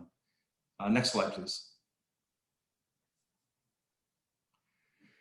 The partnership opportunities also exist around the collection and management of these data as well. So ocean science and marine site characterization is occurring currently at scale in support of privately funded projects. And Guillermo mentioned some of these. but there's a lot of private sector investment in the areas of maritime safety, fisheries and aquaculture, energy resource management, mineral resource management, offshore wind, and submarine cables. And this work is happening already. It's happening to support permitting requirements, regulatory requirements, to support the design, engineering, and construction of infrastructure offshore, and then ultimately to monitor and inspect, repair, and maintain that infrastructure. So all of this is happening already. So there's ocean observation, ocean mapping work that is occurring at scale globally that could be leveraged through these partnerships. Next slide, please. I'm going to point out just a few examples here from our recent experience that kind of touch on examples where these partnerships can occur. And Craig mentioned early in his introduction Fugro's work with regards to the contribution of bathymetry data. That's really kind of the starting point, I think, and it can lead to then opportunistic mapping. So Fugro is collecting bathymetry data as we move our ships around the world from project to project, continent to continent, and making those data available. But there's also the opportunity to stop during those transits and do more precise and higher resolution investigation and observation at sites of interest along the way. And that leads to kind of opportunistic mapping opportunities. And we have entered into those arrangements. And it creates great value, really, I think, for both parties, basically leveraging the capability and location of private sector vessels to execute work in priority areas of interest.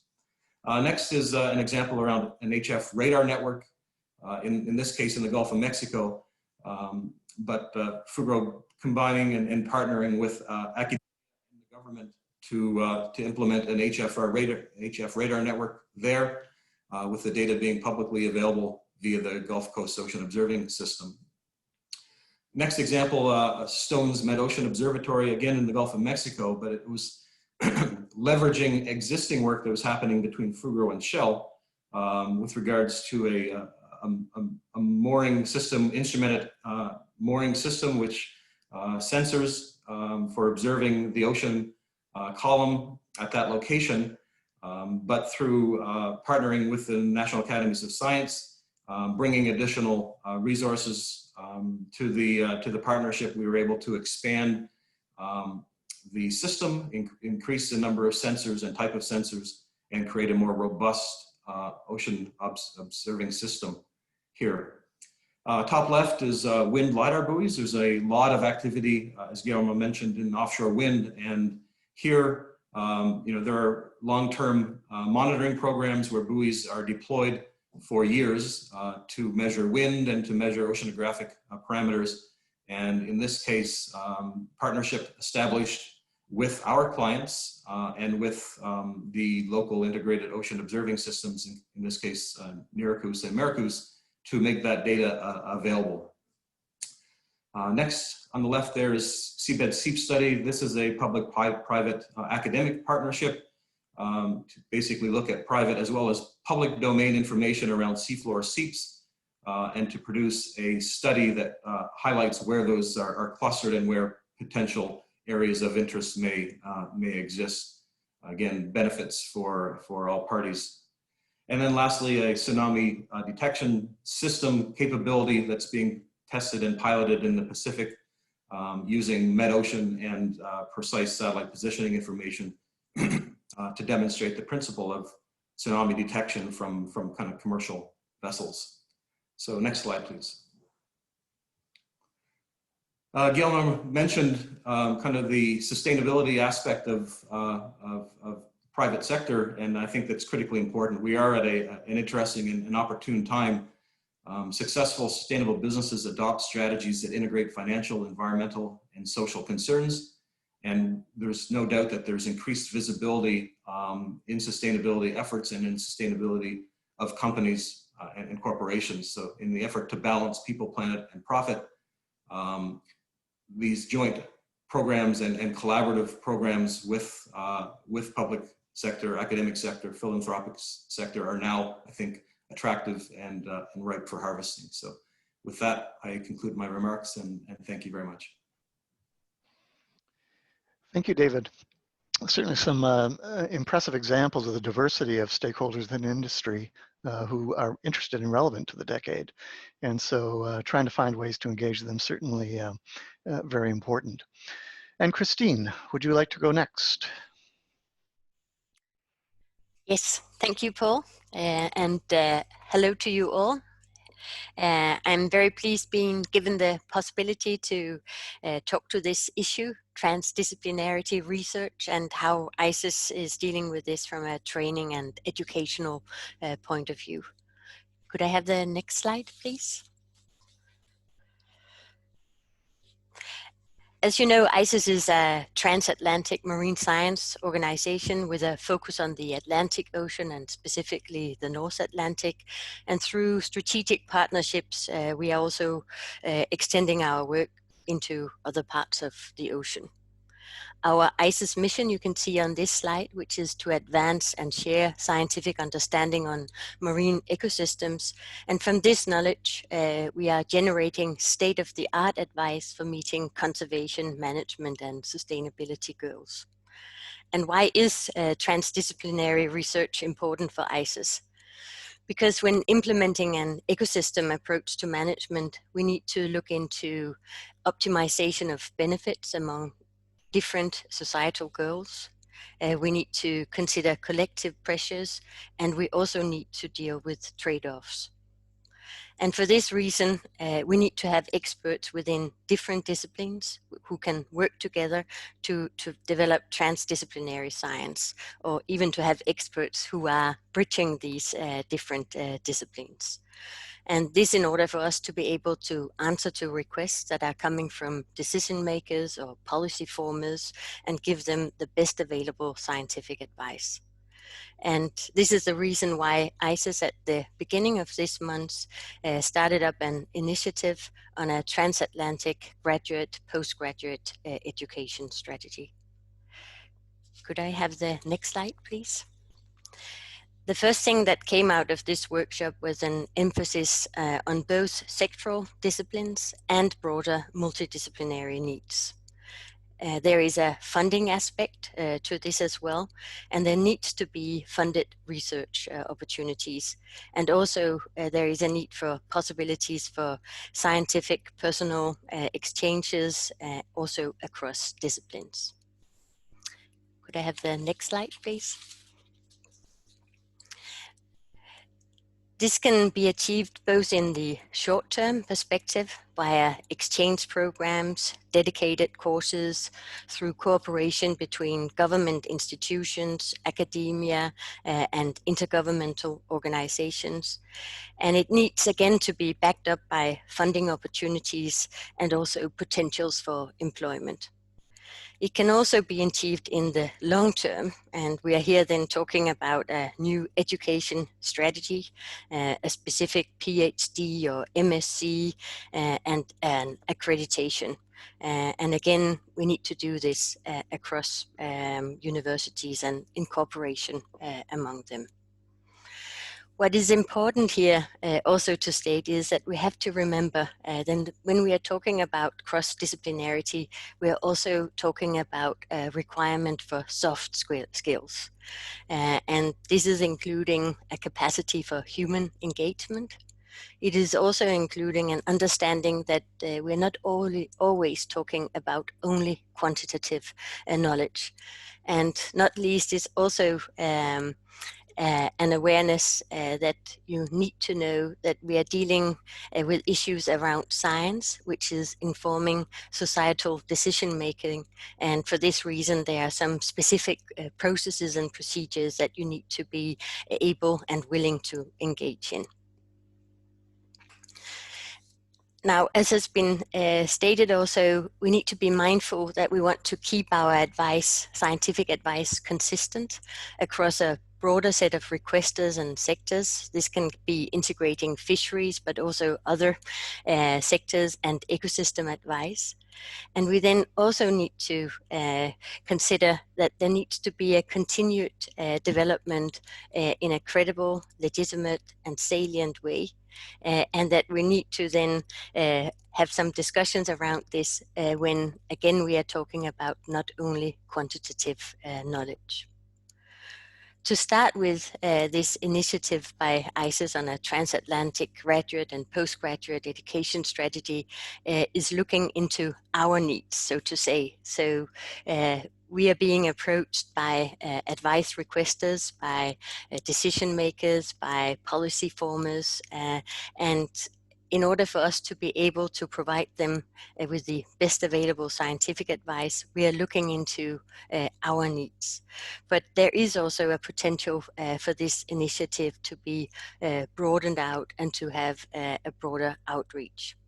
And within ICES, we are also determined to include into this initiative also our work on greater diversity, including gender representation, and also to include our engagement with early career scientists and their work. And we are really pleased that this is also considered important within the UN Decade of Ocean Science, and that Canada is a proponent on this and has supported several of ICES initiatives in this direction. And together with our sister organization in the North Pacific, PICES, we are preparing an outline of a UNDOS decadal program for, well, hopefully delivery to the IOC on the 15th of January 2021, which will consider many of these aspects. Thank you very much. Thank you very much, Anne-Christine. Clearly lots of opportunity there. Training is such a great mechanism for both enhancing collaboration and also for capacity exchange. And so some really good opportunities there. Anya, would you like to finish up our presentations? Thanks, Paul, and what a wonderful selection of presentations today. It's been really enjoyable to hear all the different inputs, and particularly from our industry partners thinking about how we engineer that conversation. Next slide, please. So if we come back to what are the key considerations across all these sectors, and we've heard from NGOs, we've heard from ICES, we've heard from a number of industry partners. Clearly, we're all trying to think about how do we foster cooperation between disciplines, sectors, communities of knowledge, and in Canada and a number of other countries that includes Indigenous communities. Next slide, please. So I think the opportunities that when I was reflecting on this, and a few more things have come up as I've been listening to the discussion, the opportunities I think are to really transform how we do business in science. And I think that this is extremely, really challenging thing. We also need to think about building the next generation of talent. And I'm sorry my earlier talk was missing my talent slide, which is why the questions came up about why aren't we talking about talent. So I'll mention that a little bit. And finally, how do we actually reward the behaviors that we want? And I think David Miller talked a little bit about this. How do we pull people together into collaborative groups? There's more to it, as he points out, than simply saying work together. Next slide, please. So if we focus first on transforming the funding process, I think this is really within our scientific communities, where in many cases we're a bit stuck because we're all hearing the call for co-development, but we don't have the structures within the scientific community, which is highly discipline specific and sometimes quite narrow actually in how it defines knowledge. So how do we do this? Well, just as an example, I'll take the Nunatsiavut Futures project that Paul Snellgrove mentioned earlier in the discussion. At the Ocean Frontier Institute, we found that we had to explicitly fund the co-development phase. We can't say, you know, develop it and then put in your proposal because the resources aren't there.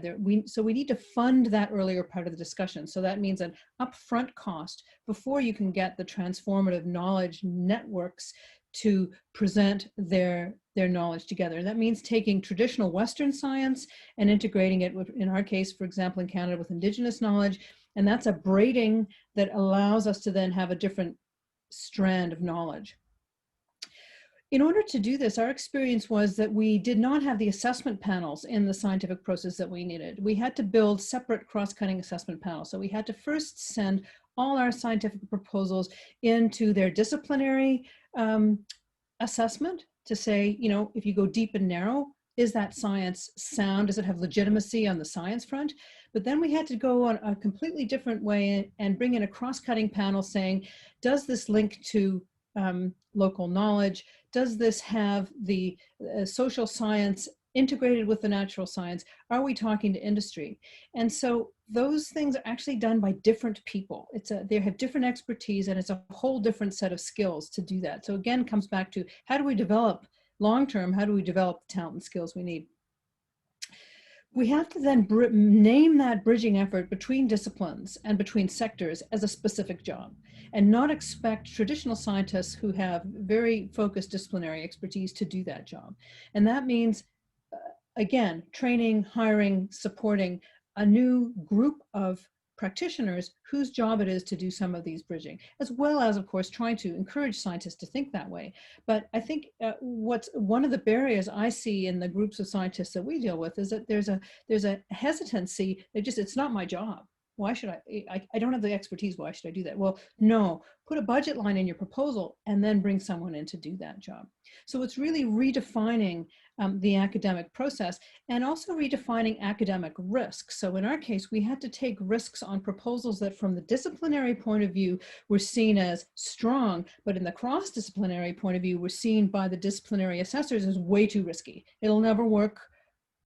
And so we had to then sort of rise above that and say, we're going to take the risk to do this very diffuse integration across a lot of disciplines. So it takes a specific mindset. And Jake Rice was mentioned. He helped us in our process as well. Next slide, please. So then what do we do to build the talent?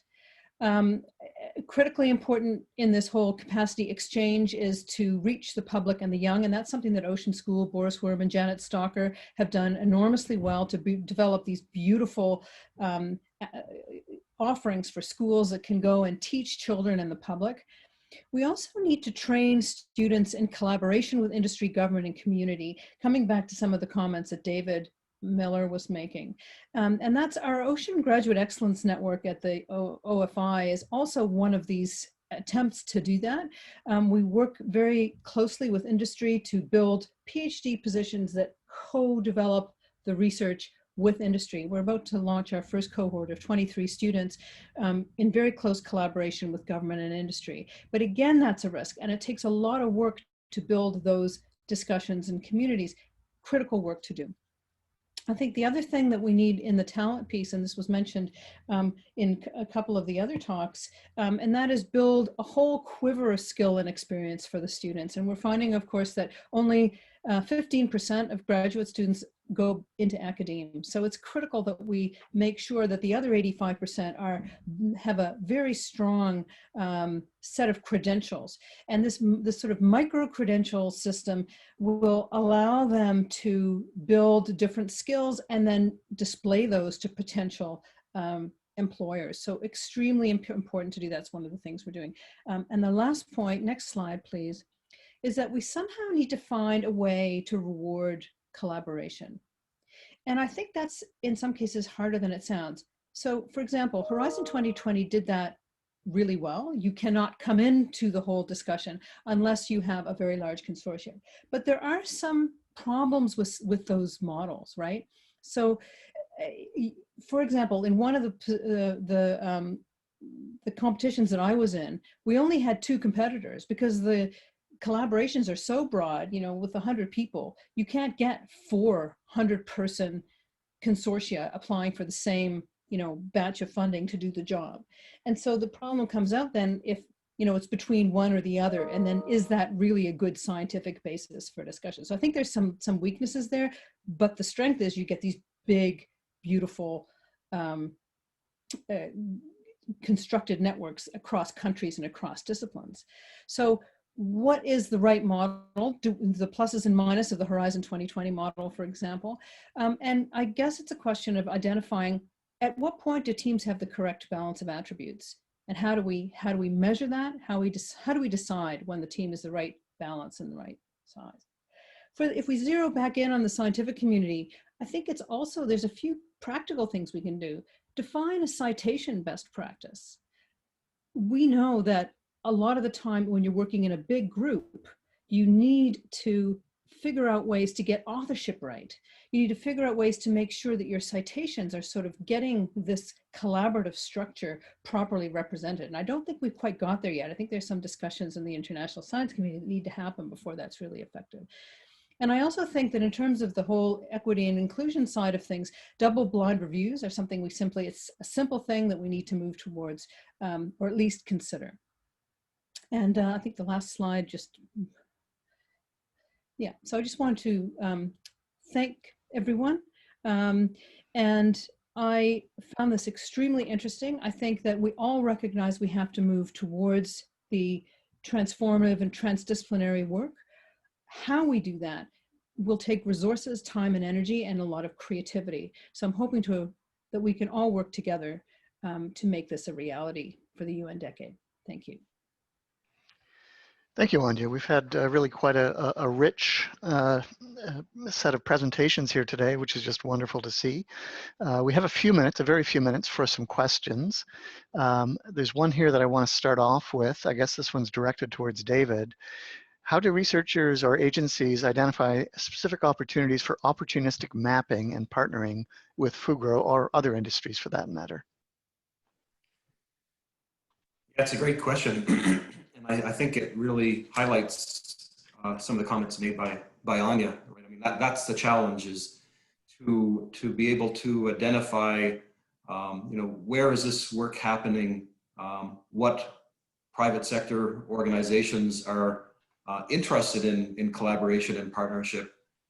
So that requires a framework, a degree of visibility and communication. I think that historically hasn't been there, and I suspect through efforts like this and ultimately in support of the decade that will improve. I think it starts with creating this visibility, an association of the willing, if you like, and then starting to discuss the activities where this overlap and alignment might exist. And I don't know if there's a great forum for that now. We see it starting to happen kind of in a national level, and to a certain extent in the regional context, like under AORA, for example, where you can kind of start to be part of that consortium. But that's where a lot of work will be required, I think, is creating that system. Thanks. Thank you, David. Guillermo, here's a question for you, which you've answered privately, but perhaps you want to elaborate a little bit. Boris Worm has asked, what types of data will seafood companies are you working with to provide, and will these be publicly available? In Canada, industry data are very hard to access for scientific use because of privacy concerns protected under law. So Guillermo, over to you.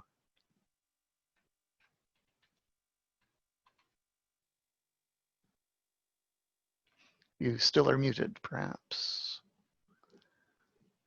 What did you do last time? It worked, whatever it was.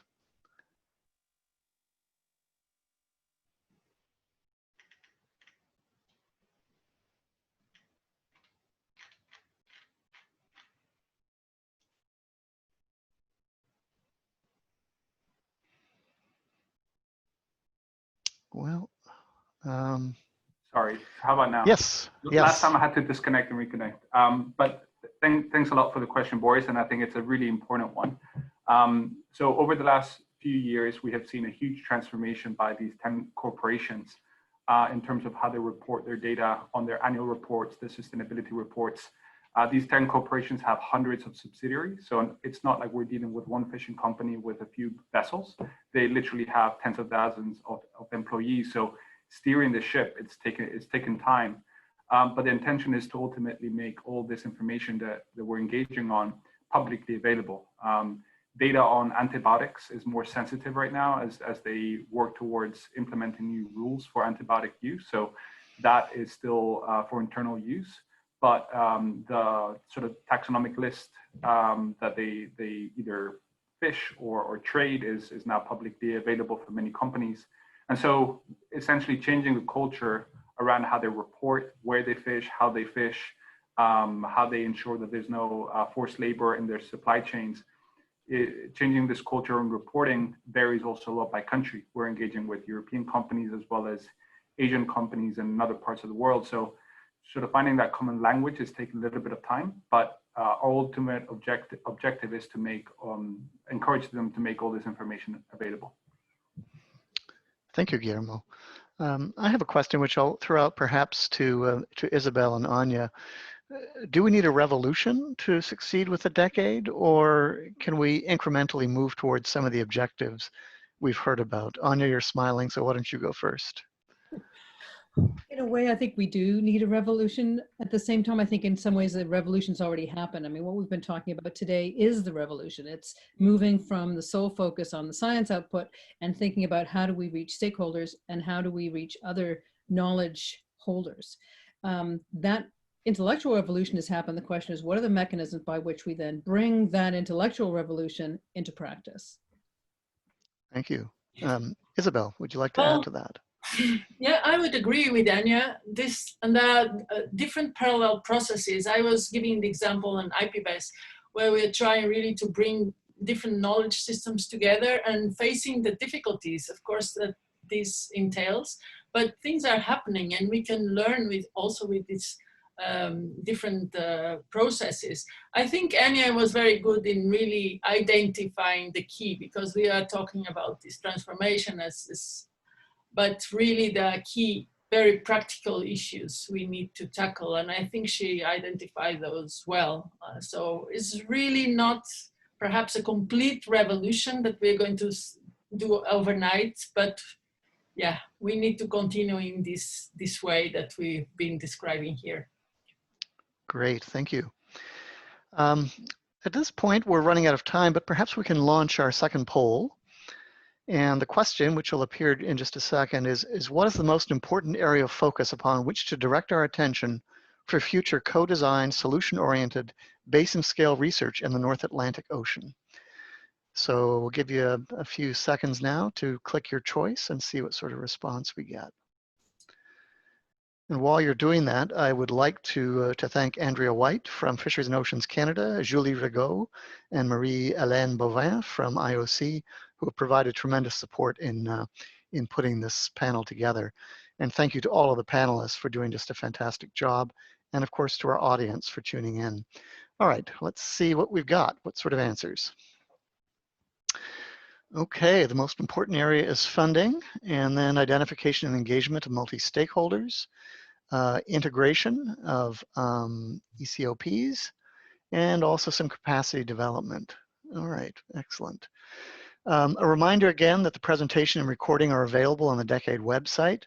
Looking back on today, we've talked about citizen science and its importance, capacity exchange and how that can serve the needs towards this co-production and development of important science for the decade, collaboration with industry, indigenous groups, and other stakeholders, the key role of data development and sharing and how we can maximize that opportunity, certainly trying to utilize training to both enhance collaboration and also to enhance capacity exchange.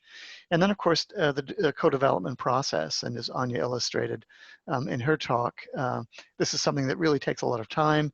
And if we really want to be inclusive, we need to be co-developing, co-applying, and co-delivering on our decade outcomes. So on that note, I think we're out of time. I'm looking to see, well, on top of the poll was integration of knowledge systems. I guess I did not scroll high enough, Anya. Thank you for that correction. All right, well, thank you all. And very nice to see you all. And I wish you well. And I think it's close enough now to the end of December that we can wish you all a healthy and happy holiday season. Again, thank you, everybody. Thank you, Paul, for great moderation. Thanks, Anya.